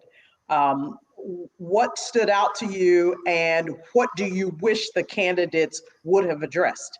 And I think that is a very important question, because it's important regardless of what district you live in. Because these questions could apply to a particular district, or it could apply to the same city. Perhaps there's an issue in your community that the entire city could benefit from if city council passed an ordinance or amended an ordinance. So write in the chat box right now, what are one of your top issues? And the issue that you have, was your issue addressed tonight? And if it was not, this is a problem, perhaps. Maybe this is an opportunity for you to take the initiative to contact these folks who are running for office and tell them about your particular issue. And think about how your issue will really benefit other Detroiters, because, sometimes we have things that we like, things that we may want to do, but it may not be in the best, it may not benefit the entire community. And so think about that. Think about more than what you need. Think about what your community needs, but certainly about what you need. Okay, so we see some of the some of them are coming in already. One of them says Adam Mundy from District 3, who's a write-in candidate, corruption. Freddie Bryant, thank you. And so they're on and on. One thing is interesting, Kimberly Hill, not the forums like this are really like job interviews. I mean, really you want to see how well the candidates have researched the issues that they're going to have to handle when they get elected. So if you get on and you're just talking about things that don't pertain to your actual job, that's a concern. But if you get on and you have a whole list of there's this, I want to do this, want to do this, want to do, that to me is one thing I look for is not, yes, whether you touch on my specific issues, but how many issues do you know about? You know what I mean? How well researched are you? Yes. And so that was impressive to me. I saw some candidates who were well researched and others who weren't so well researched. But Yes. it was all good. I was appreciative of all of them. Yeah, and you know what's so interesting is I'm looking at the comments. You know, somebody said get rid of districts. I think another young lady talked about the help that she needed in District 5. This is an opportunity again for you to contact your elected official. They are there for you. They work for you. And so even if you cannot get in touch with the elected official, talk to their chief of staff, talk to the person who's their policy director or policy analyst. I worked in the United States Congress for many, many years under a Republican on Capitol Hill and for John Conyers for many years. And it was amazing, you know, the interactions that I had with people, because the people, his constituents, understood that they may not be able to get to the congressman, but if they could get to his staff members, they would be able to convey the information to the congressman. And guess what? A lot of times the policy analysts and constituent folks who deal with constituent issues are sometimes, and I don't say this to be offensive, but they may be even more knowledgeable than the actual elected official. So do not feel that, slighted if you can't meet with the elected official every time you have an issue. This is a part of civic engagement, understanding what your rights are and understanding the importance of becoming actively engaged in the political process. Definitely. Your active engagement, your civic engagement does not end at the ballot box. You have to understand the importance of lobbying, direct lobbying, indirect lobbying. I also taught political science at a college. But you also, I think a lot of times people don't understand the power that they have. Yeah, that's actually where I met my husband at a college. We were professors together, teaching together. But hey, but hey, me and Richard have been friends for a very long time. But yeah, so just, I want you to feel encouraged and not to feel daunted by the process of community engagement and community engagement, and really, I meant to say civic engagement. So, roll up your sleeves and get ready to roll, get ready to fight. Right. It's time. Right. And so I think we are, one of the things that I wanted to say is we are, Anthony Adams should be joining very soon, is to please jot down your questions. So we see the comments, but now we need questions in the chat box as we engage in the discussion with Anthony Adams. And one of the things is we think about what this whole process means, the whole role of voting, a role of city government. As part of what we went through with the whole charter commission, the Detroit City Charter is really delving into the specifics. And so there were a lot of things I was looking for from candidates to say or to talk about with respect to their platforms. And, some things I'm going to be looking for Attorney Adams to talk about. I think it's unfortunate for those candidates who did not appear. People have schedules, people are busy, and I'm sure some of them sent their regrets. But with the election process being quiet like it is this time around, and it in fact that there's not that much attention paid to it, there's not even, you barely see ads yet on television. It's unfortunate that we don't have more information about the candidates. We don't have more information about the proposals. We don't have more information. We don't have candidates who don't take the time to appear at forums like this. So I do think that, for me anyway, that those candidates who did appear, they deserve a second look, at least with respect to their policies. And I do think that because they had to do it in 3 minutes, it's important on each and every one of you who are watching to go to their web pages. Do they have a web page, first of all? Do they have a policy platform about things they're going to do? Again, these are people who are running for office. If you're running for office, you're interviewing for a job, you don't show up for a job interview and not talk about the specifics of what you would do on the job when elected, whether you're there or whether you have it on your webpage. So look at the webpage for the specifics of what they plan to do and the specifics of how much information they have about what city government does. So, I won't point out any specific examples, but we did hear some tonight that really gave some good feedback on that. And so let me just, if I can, Kimberly Hill, now I wanted to touch on the proposals. We do have 3 proposals for the Detroit city ballot.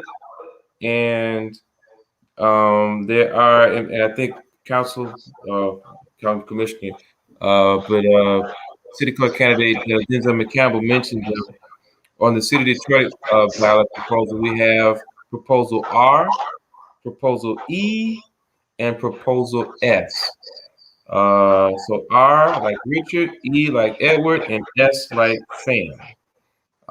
Those are 3 proposals that you and City of Detroit voters will be voting on. The first one, R, deals with the reparations task force. And the language on the ballot reads, should the Detroit City Council establish a reparations task force to make recommendations for housing and economic development programs that address historic discrimination against the Black community in Detroit? And that was a ballot proposal that was pushed there was Todd Perkins, attorney law here, along with Keith Williams and some others who really pushed to put that on the ballot. And basically, it's establishing a task force to make recommendations. So it doesn't mean that this task force will start handing out checks. So if we get proposal R passed, don't start looking in your mailbox for money. What it means is there'll be a task force that'll be set up, and that task force will make recommendations about how to address the historic discrimination against the Black community in Detroit. So that's proposal R. Proposal E is a entheogenic plants proposal. And I'll read that. And that says, shall the voters of the city of Detroit adopt an ordinance to the 2019 Detroit City Code that would decriminalize to the fullest extent permitted under Michigan law the personal possession and therapeutic use of entheogenic plants by adults, and make the personal possession and therapeutic use of entheogenic plants by adults the city's lowest law enforcement priority. So if you think about what has happened with the, and we at Perfecting Church know this well because we're involved with the effort to bring marijuana to the city of Detroit and the state of Michigan overall. It started off with medical marijuana, and then there was an ordinance, or a resolution rather, that was passed for the city of Detroit to legalize marijuana across the city.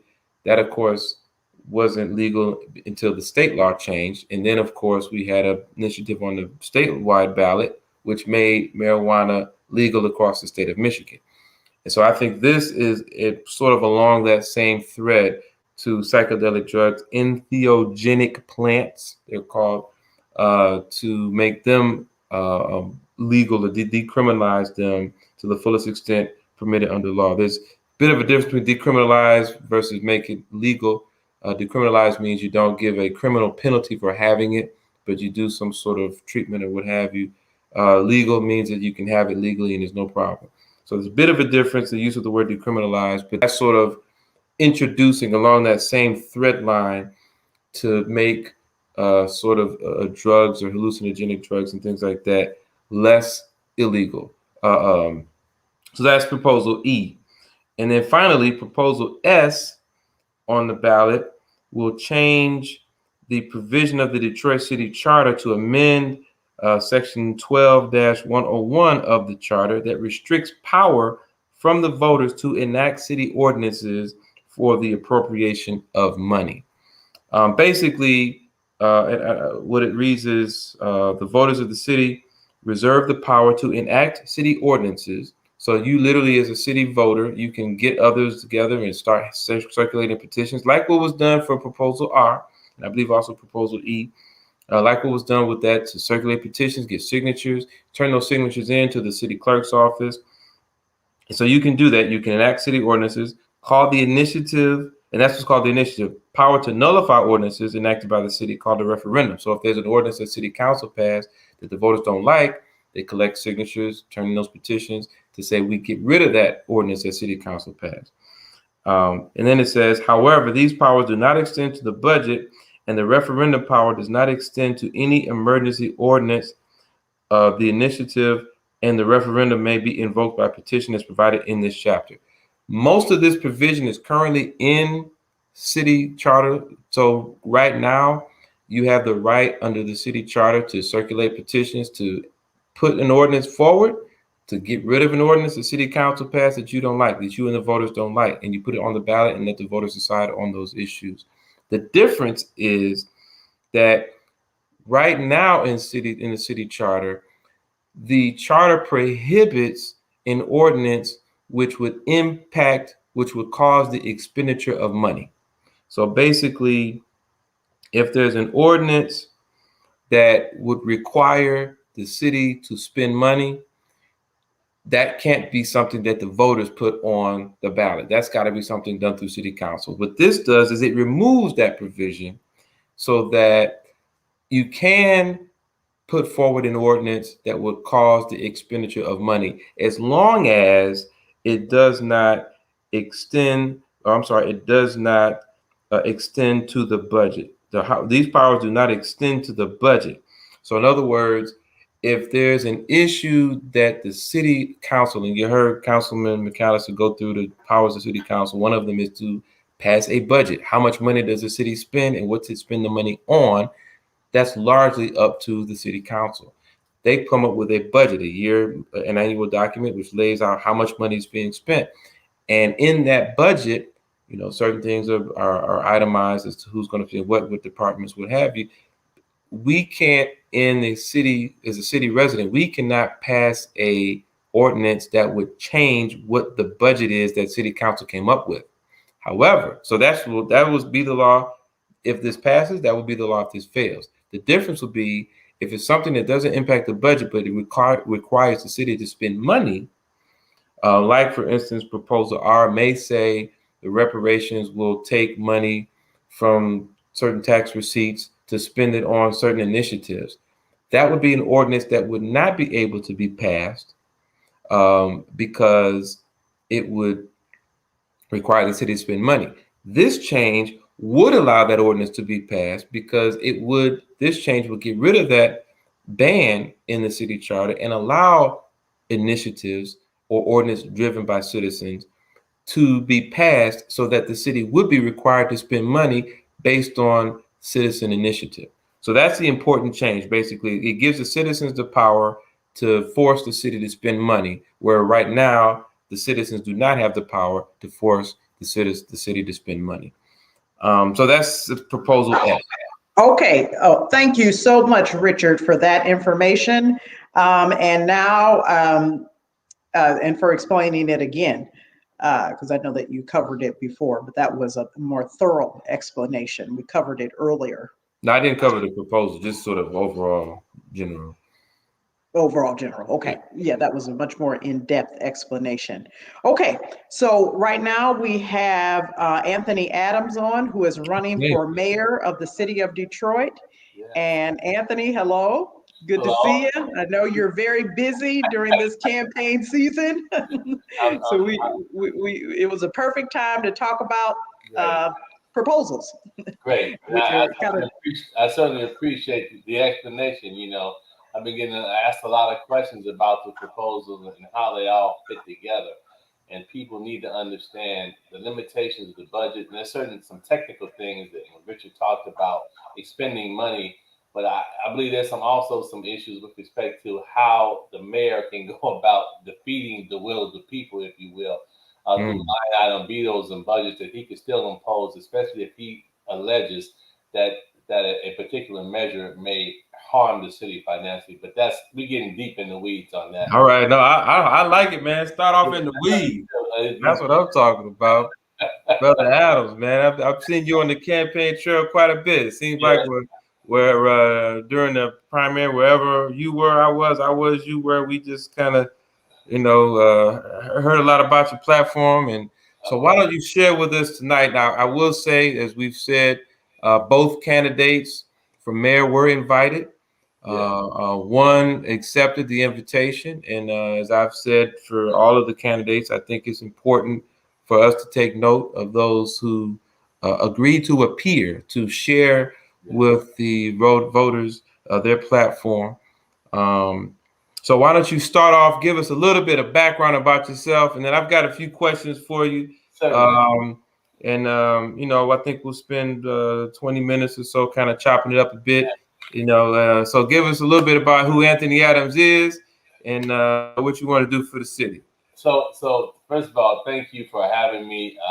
I've never rejected one invitation to go anywhere, and I've spoken hundreds of times in hundreds of different organizations, whether it was one person, whether it was 1,000, wherever I'm called to speak, I will be, because I believe that people need to understand my vision for how we can really make this a city that works for everyone.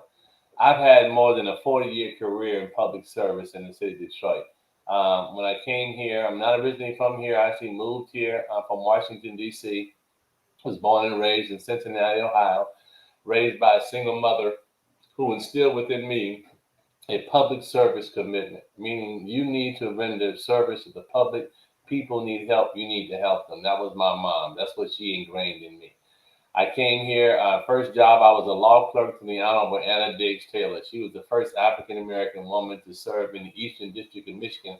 I actually was her first Black male and first male law clerk. And so I worked in an environment where they were all women, and I was the only male. When you're the junior law clerk, you got to get there at 6:30 in the morning to make the coffee for the office. And so it was a crazy time, but I enjoyed it because I had a chance to work on a lot of different cases and really understand the workings of the federal government, how the U.S. Attorney's Office operates, how private businesses transact and protect their interests. After I left my law clerk position, I was in an attorney at what is now called Clark Hill. At the time, I worked when they were Hill, Lewis, Adams, Goodrich, and Tate, and I was not the Adams. I was a litigation associate. I actually worked on some pretty high-profile cases, one being Detroit, Billy Sims and Detroit Lions versus the Houston Argument. Anybody who's a football fan knows about the USFL and the battle with the NFL and the contract. Billy signs a contract with the Houston Argonauts.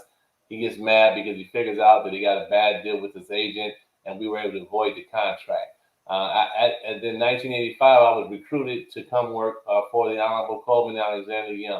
I was a young executive assistant in economic development, where I worked on every major project literally that occurred in the city of Detroit. Whether you talk about the first Chrysler Jefferson plant expansion, whether you talk about Cobo Hall expansion, probably the greatest political feat ever accomplished in the city of Detroit, understanding that a Black mayor was able to impose a region tax in order to expand the expansion of Cobo Hall, great political feat. I worked on the restoration of commercial air service at Detroit City Airport, was one of the central figures behind the creation of the Victoria Park subdivision, which brought new single-family housing in the city of Detroit. The People Mover project, you name it, I worked on it. That's the kind of experience that I had as a young person. I worked for Mayor Young for 6 years. After I left Mayor Young, I then went and worked at Dyke and Magassa. I was up council, and I worked in affordable housing. I represented a lot of nonprofits that were doing housing development here in the city of Detroit in the days when it was very, very difficult because you didn't have the number two that people have today in order to grow and expand affordable housing. Getting tired of the big firm life, I then joined a practice with Darwin Fair, Taylor Seague, Harold Pope. We created our own firm, Seaview, Fair, Adams, and Pope. But we did everything that the big firms did. We did public finance. We did affordable housing. We represented nonprofits. We did everything that the big guys did, and we actually did it well. I did that for a number of years. Tiring of the grind of private practice, and Richard, I know you can relate to that. Oh yeah.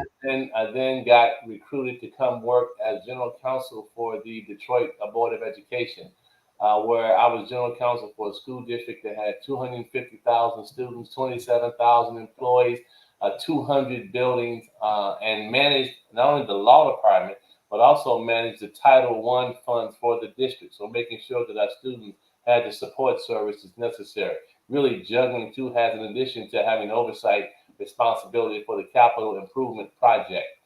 Around 2004, I got recruited by the Black business community. They said, you need to go to the city to help work with Kwame Kilpatrick. He is in need of an experienced hand, someone who's not tied to the family and friends plan, someone who has relationships and can bring a level of stability to the administration after a very turbulent first term of office. And I came in actually during an election year in 2005, which was a turbulent year. But I remember that really recall exactly what was going on here in the city of Detroit. And so managing the budget process during the crisis, where they said that the city was going to go bankrupt, and it did. Trying to make sure that the wheels didn't fall off the wagon, which they didn't. And then obviously dealing with the issues of managing the budget, managing the police department, every aspect of city government, infrastructure, planning, economic development. I managed all of those things because I was the deputy mayor, and oftentimes we had to intervene. I was a crisis manager. And so I tell everybody, I have a PhD in crisis management, because when you work for Kwame Kilpatrick, you develop a crisis management expertise. Ultimately, my final position there was interim director of the water department, where we were in serious negotiations with the regional authorities because they were trying to take control of our system. And I held steadfast against Judge Fikens, against Tom Lawan, who was representing Macomb County and who served in the dual role as the special master for Judge Fikens, which I thought was a conflict. Really dealing with, Judge Groves, all these people, the same players, if you will, which ultimately, when they got the opportunity in the bankruptcy, stripped the city of the water system. And people need to understand the history of what I fought for when I was the deputy mayor and interim director of that department. When I left that administration, when it ended, I should say, I then worked with some entrepreneurs where we developed and bought nursing homes in the city of Detroit. Anybody who's familiar with the condition of nursing homes in the city of Detroit knows that it's a crying shame, the condition of these buildings. And my investors, we came in, we ended up buying 3 facilities, totally renovating them, upgrading and training the staff, and providing our residents with the level of support that they need in order to live a meaningful life in our city. I then joined in private practice with my wife, attorney Lynn Marie Adams. She had a firm, and I joined her firm, where she's a probate lawyer. I do the commercial transactions in real estate, and we've been in private practice for quite some time. But also had the time to serve as a school board president. I was initially appointed and then ran a write-in campaign, if you can believe it, to retain my seat, where I led the fight against emergency management by a gentleman by the name of Robert Bob. They called him Bob. That was his nickname. Bob. It was Bob's way or there was no way. And we fought him literally for a year. We had to sit through a trial in front of the Honorable Wendy Baxter, Wayne County Circuit Court judge, but she was trying to force the parties to settle. So you know what judges do, Richard. They make everybody come to the trial. Force you in that back room. They locked the door. We sat through, I think, like an 8-week trial in front of Judge Baxter, where she courageously ruled that our position with respect to academic control over the district was in the board's responsibility. They took an appeal of that issue, and before the appeal could be decided, Governor Jennifer Granholm sided and worked with the legislature to strip the board of any authority over academics in the school system. So we got to pay careful attention to these personalities and people, because we know who they are and what they're all about. So, and obviously very active in my church, working with ACLU on water rights issues. I've just been involved in a number of different things. So that's That's the Reader's Digest version. All right. I mean, and that's that. I appreciate that. Now, I want to ask just a couple of questions, which will give you an opportunity. So I'd like to start off with your top 3 specific priorities for city government. You know, I mean, and I'd like to just preface the question by asking that, you know, I mean, I get, say, if you want to say, I want to help with water rights. Okay, that's fine. But what I like to know is behind the goal, what are the specific plans you want to put in place? You know, I think the people deserve, you know, we hear a lot about what my goal is. I want to fix the water. I want to bring jobs. I want to, okay, well, that's great. Yeah. Let's get behind the goal and figure out to the specific, you know, rudimentary day-to-day, how is that going to work out? So give us 3 and then kind of break down a little bit about what you plan on doing. All right. So I'd rather do it in a different way, but I will get to all of your points because I think it's important how I think, I try to conceptualize. Because I've had a lot of time to think about these things. And I've been on the trail a long time and been asked 1,000 questions. So I should be able to answer that fairly quickly. Okay. Priority in the city of Detroit is we have to stabilize our neighborhoods. One of the leading causes of loss of neighborhoods, and we've lost 11 middle-class neighborhoods by report of Detroit Future Cities, is that people can no longer stay in their houses. They're being overtaxed and overassessed. They're being hit with drainage fees. They have a continuous payment plan with the Wayne County Treasurer. Now they also have a payment plan with a DTE. So we have people that are trapped in perpetual payment plans and not able to free themselves from economic slavery. And so when I say the best blight removal strategy in the city of Detroit is to make sure that the person can stay in their homes. They've done a great job of creating programs that are designed to bring people in the city of Detroit, but they have no programs that are designed to actually keep people in their house. And so my issue is we got to flip the script. The resources that we're currently developing and devoting to downtown Detroit for the affordable housing projects that they're building down there, we need to bring those resources out into the neighborhood. Cody Rouge, Brightmoor, areas where 48205, we need real investment in our communities and taking the dollars to make sure that people can actually fix up their houses and their homes so that they can stay in their houses and homes. The second part of that plan obviously involves dealing with sort of the tax structure of what people are actually dealing with. We have a lot of people that are paying property taxes in the city of Detroit that should not be paying property taxes. And they're being forced out of their house for a tax that they should not be paying. We've got to be much more proactive in dedicating the staff and the people who actually work downtown to get out in the neighborhoods to talk to the people to understand what it is their problem and how we can address their issues. So when you talk about decentralizing the work of the city and putting people out in the neighborhoods to do the things that people need to do in order to stabilize and keep them in their homes, to reduce the level of assessment of taxes that they have so that they're paying whatever they're supposed to pay. And many times they end up not paying anything, which is another stabilizing way of keeping people in their houses. I also talk about the water issue and water affordability and developing a plan of action that allows for people to pay their fair share of what the water is. We understand that everybody needs to pay their fair share, and by equalizing the payment for water services in the city, I think we're again reducing the burden on how we actually stabilize our neighborhood. And so that's the first part of it, is stabilizing our community in a very coherent fashion that people can clearly understand. This is the issue. These are the programs that are designed to help you stay in your home. This is how we're going to address the issue of your taxes in your community. This is how we're going to address the issue of water. And there's also another component of that which really works to understanding what the individual needs in order to improve the quality of his life, because we have most Detroiters are underemployed or under income in the jobs that they perform, and we got to correct that. The second aspect of my plan is obviously dealing with the infrastructure in our city. People are being flooded out because we have bad infrastructure management practices. And part of how we address that is we change the architecture of how we actually manage our stormwater here in the city of Detroit. We're killing people with drainage fees and taxes, and their flood basements are flooded. And so I'm saying what we have to do is that we have to reduce the level of stormwater runoff in our city so that we're moving more water out of the system. How do we do that? We change it by changing the design of our streets. Instead of having streets and high curbs that force water into the stormwater system, we need to create bioswales and tree wells and gardens along our residential streets so that water, stormwater in particular, can be diverted out of the system.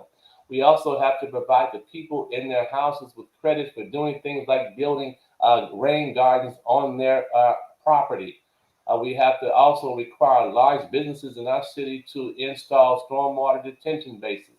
And so maybe the trade-off there is if you install a stormwater retention basin, I'm not going to charge you drainage fees because you're actually helping me by storing more stormwater off of our system. And you can flush that water into a system when you have dry water, weather events, which actually helps the water department. Changing the architecture, and obviously using our parks for green conservation districts, which allows us to create a job employment opportunity for people who have low skills but yet have high desire to work. If we're managing our green infrastructure in the city, we've actually created probably 5,000 to 10,000 jobs, given the size and level of the city and what it needs in order to do that. The third component part, obviously, is dealing with the issue of crime in our city. We spend an average of $400 million a year in fighting crime in the city of Detroit. We cannot sustain it. If a budget is $1.2 billion and we're spending almost a third of our budget in dealing with crime, then we add fire protection under that, we're spending more than half the budget on police and fire before you even get to the basic things in the city. And so part of what I'm proposing is that we have to have what I call a community intervention force. People that are embedded within the police department but aren't necessarily police officers. They could be social workers. They could be psychologists. They could be gang intervention specialists. They could be educational training specialists. We need to bring these people in and put them out in the community. We have to dispatch them where we have need. We have all this data and information on people who are at risk. Why are we not using that information to go to them on what I call my Get Your SHIT Together Day? It's a day of general amnesty where we bring the lawyers, the judges, the social workers, the education specialists, the gang intervention specialists to come in and say, what is it going to take to give you a game plan for life? How do I help you manage your life? How can I give you a leg up to do what you need to do in order to help yourself become a productive citizen? And if that means providing a stipend for you to transition, then we got millions of dollars in job training money that we can use in order to put you in those positions.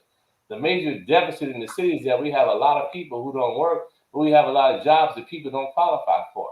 And so what is the pipeline to get people and their skills up to par to put them in the positions where they can do the jobs that are out there ready to be done? I tell people all the time, we don't have to attract another business in Detroit if we do the basic things in our own community to train our people. Why are people working? Well, it could be the question of public transportation. They can't get there because they got to take 5 buses from the east side to the west side, and they don't tell them when the bus gonna get there. So if I got to leave out my house at 3 o'clock in the morning, who's gonna watch my kids to make sure they get to school?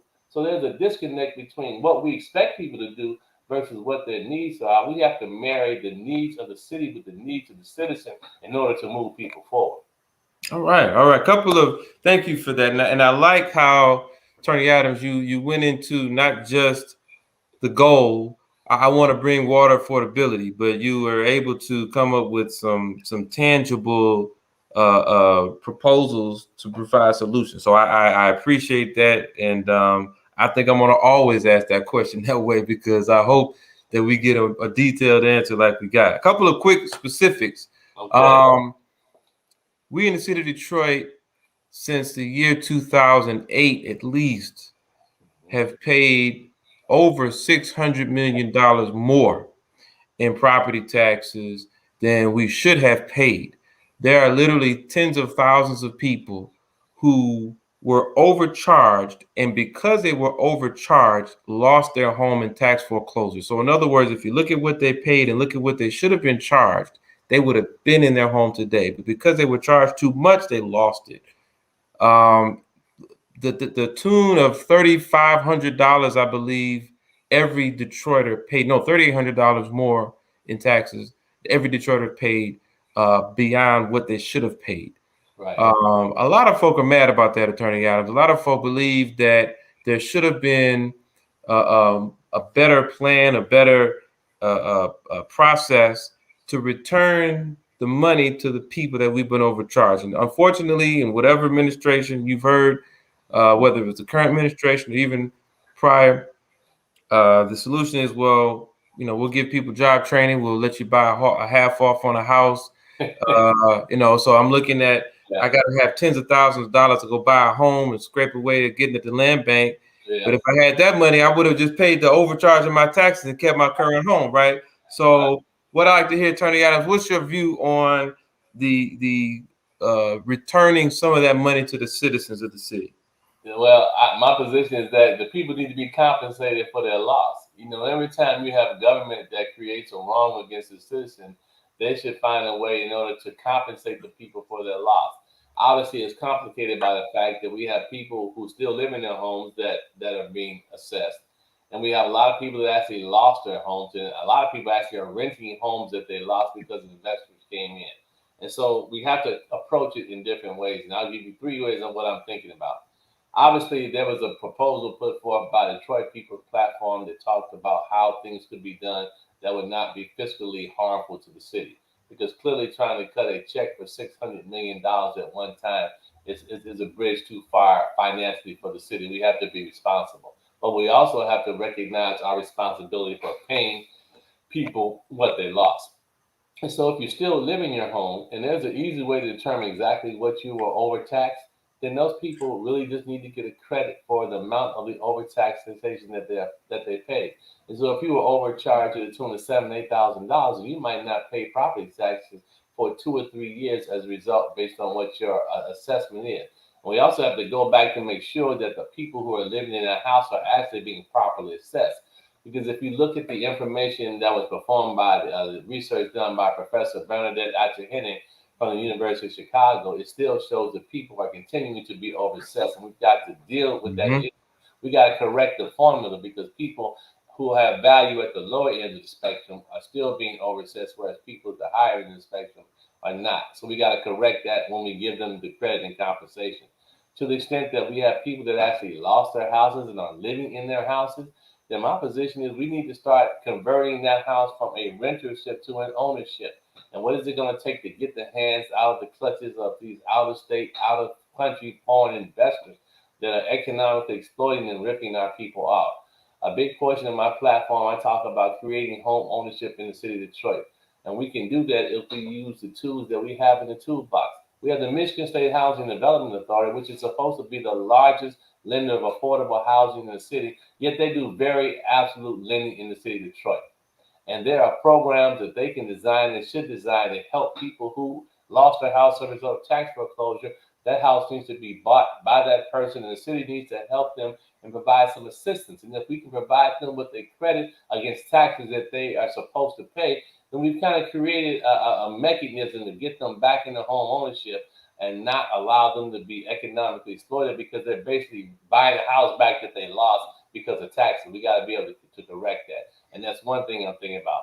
The final portion of the thing that I've been talking about is, why don't we simply just eliminate property tax in the city of Detroit to begin with? It's the level of revenue that's raised in the city of Detroit. I think it might be $75, $80 million. And part of the game that's played here is that when you send houses to the Wayne County Treasurer for tax foreclosure, the city gets that tax money up front and is able to offset this budget issue.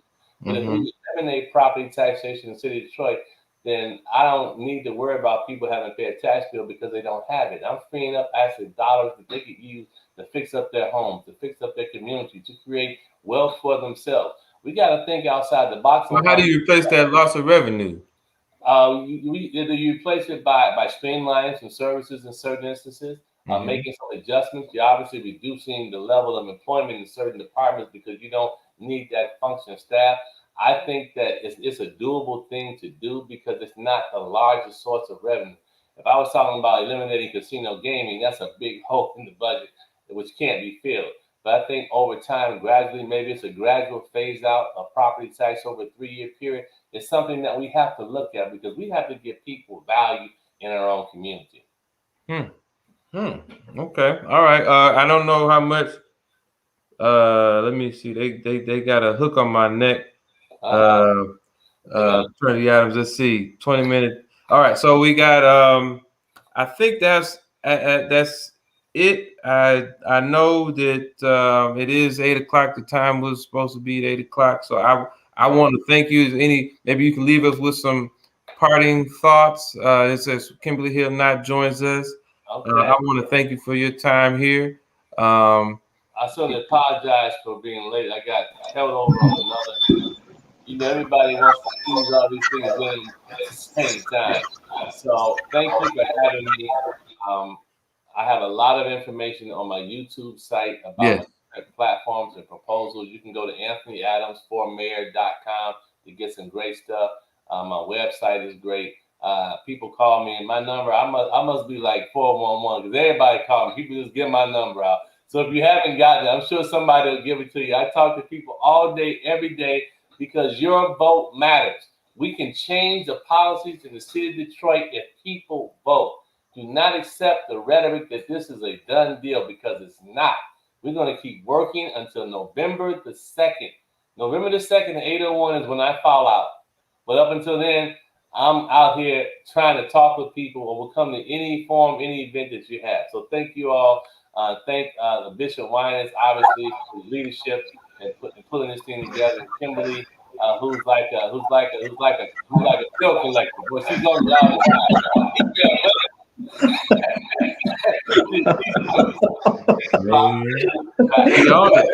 Don't leave yet, Anthony. We actually have Q&A. Oh, okay. Oh, okay. That's what we do. Okay. We're going to bring up our Ryan, and we are going to bring up Janet Taylor.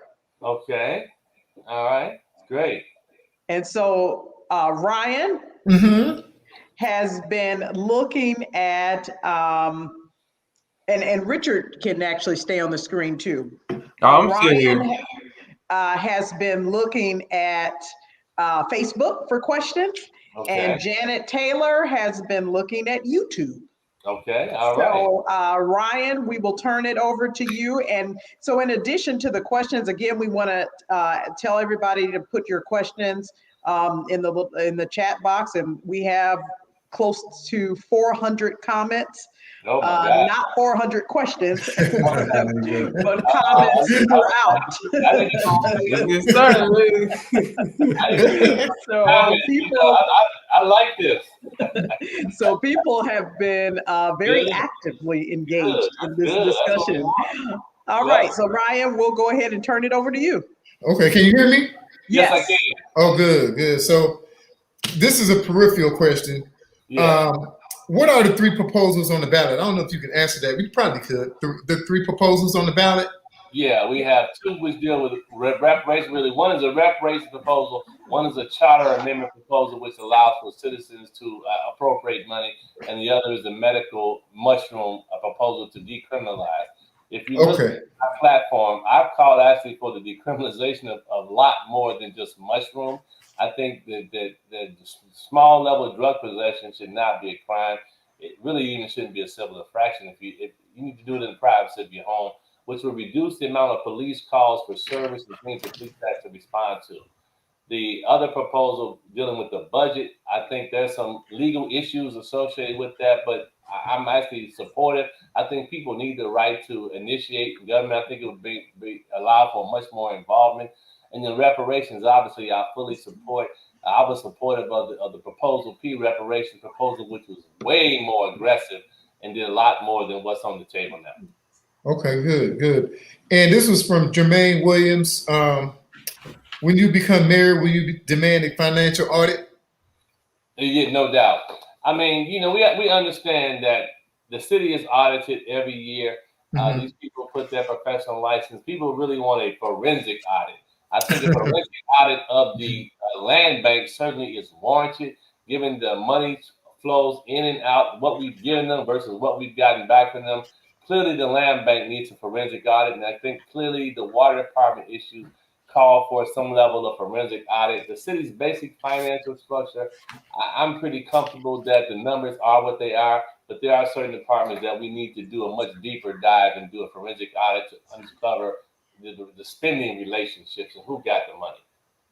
Okay. And another question that pops up often is, to what extent, if you can do anything about it, about countries buying up properties, or even people from out of state buying up properties, sitting on them, things like that?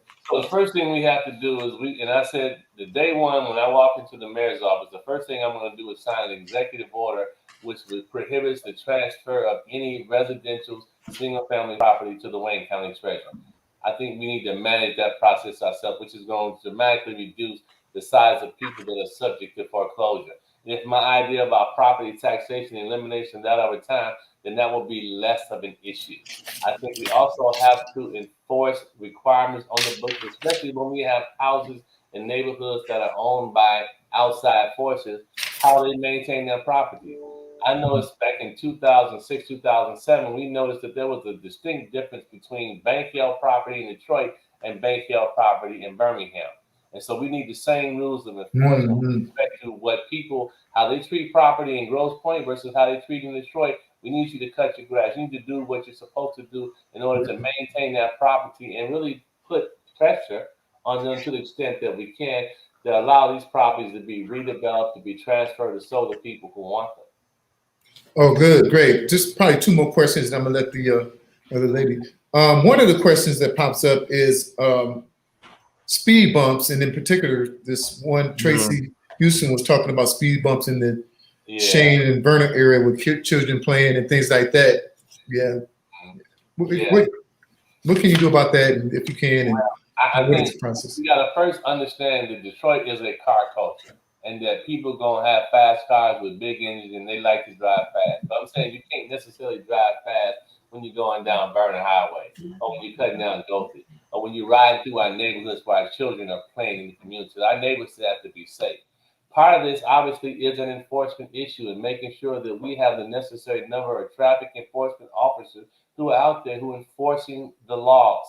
We don't have the level of traffic enforcement officers that we used to have in the city of Detroit. I think that should be a priority of funding with respect to that. I've also called for the creation of a facility that will allow people to do these types of things. Given the level of land that we have in the city, why do we not have a Detroit International Speedway, a place where people can have drag racing, a place where people can do their donuts in the street? We need to create a facility and space, and I think it can be a money maker, because if you got restaurants, repair garages, you got technology facilities that actually allow people to understand better how to work on cars and things of that nature. I think we actually can create a safe space for people to do what they want to do and take those uses out of our neighborhood. We got to obviously we got 1,000 car clubs. You know, we got the Crown Vic Club. We got the Corvette. We have a lot of car clubs. We got to work with the people who are in this culture to create a safe space for us, because traffic bumps it's not going to eliminate the problem. In fact, it's really hurting people's vehicles, because if you're riding around in your hoopty and you're going up and down, you're killing your shots. So we gotta enforce. We have to provide a facility. And we have to provide an opportunity to move people out of our neighborhoods and put them in safe space. Because if you own the street, we're going to take your car. We're going to enforce the laws, because you can't be riding down the streets, hitting our children, running people off blocks. And those engines are so loud, it's killing my ears. It's killing. So we gotta address it, I think, in a multiple of ways in order to deal with the issue. Speed bumps are not going to solve the problem. It's a symptom and it's not a cure. Okay, lastly, this is like a 2-for-1er. Okay. Before I let the distinguished gentleman Donnie Whitley come on. See him here.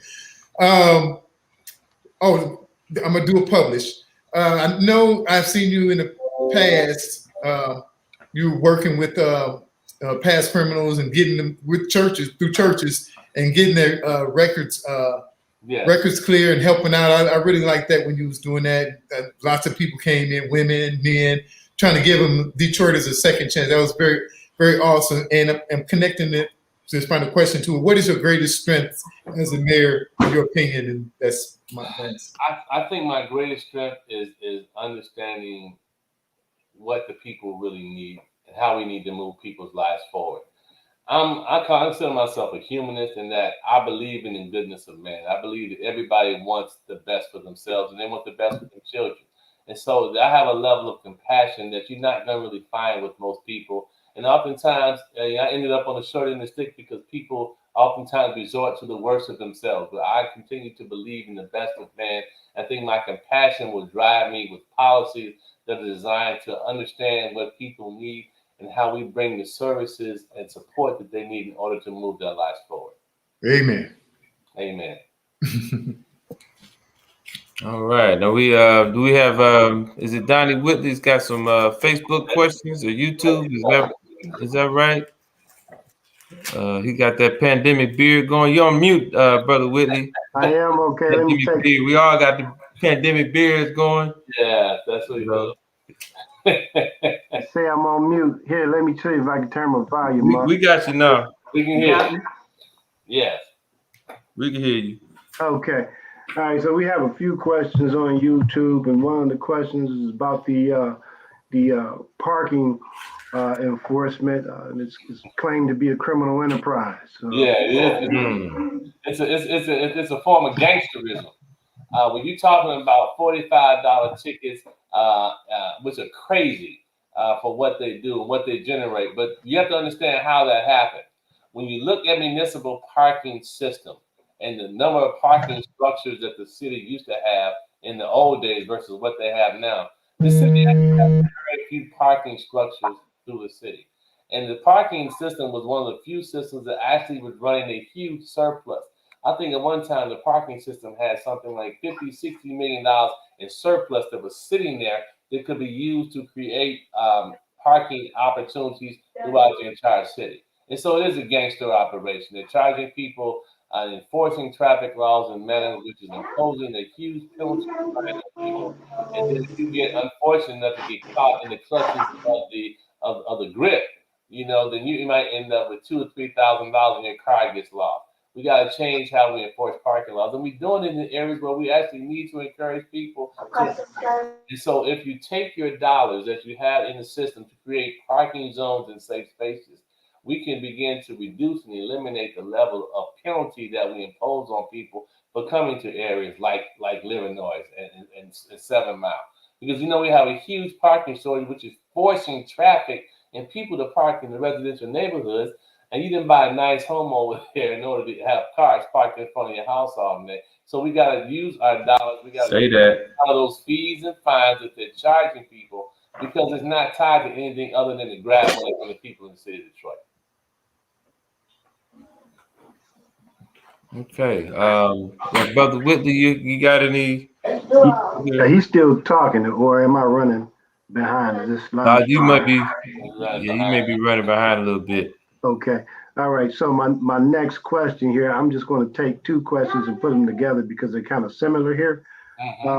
So one is, what's your thoughts on giving some of the houses away that's already in the land bank?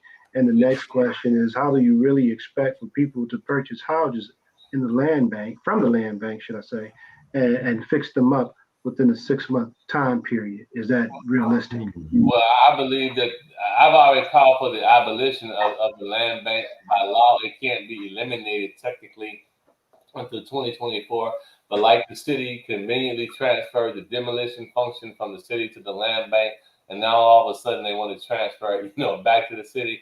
A lot of property management responsibilities that they have in the land bank should be given back to the city. I'm a proponent that people really should not be paying for property that's in the land bank. If you live in a house and you have a house next to you and you want to buy that house to tear it down, I believe we should give that to you and give you credit for tearing it down, because you're actually reducing the amount of expenditures that we actually have to make in the city of Detroit.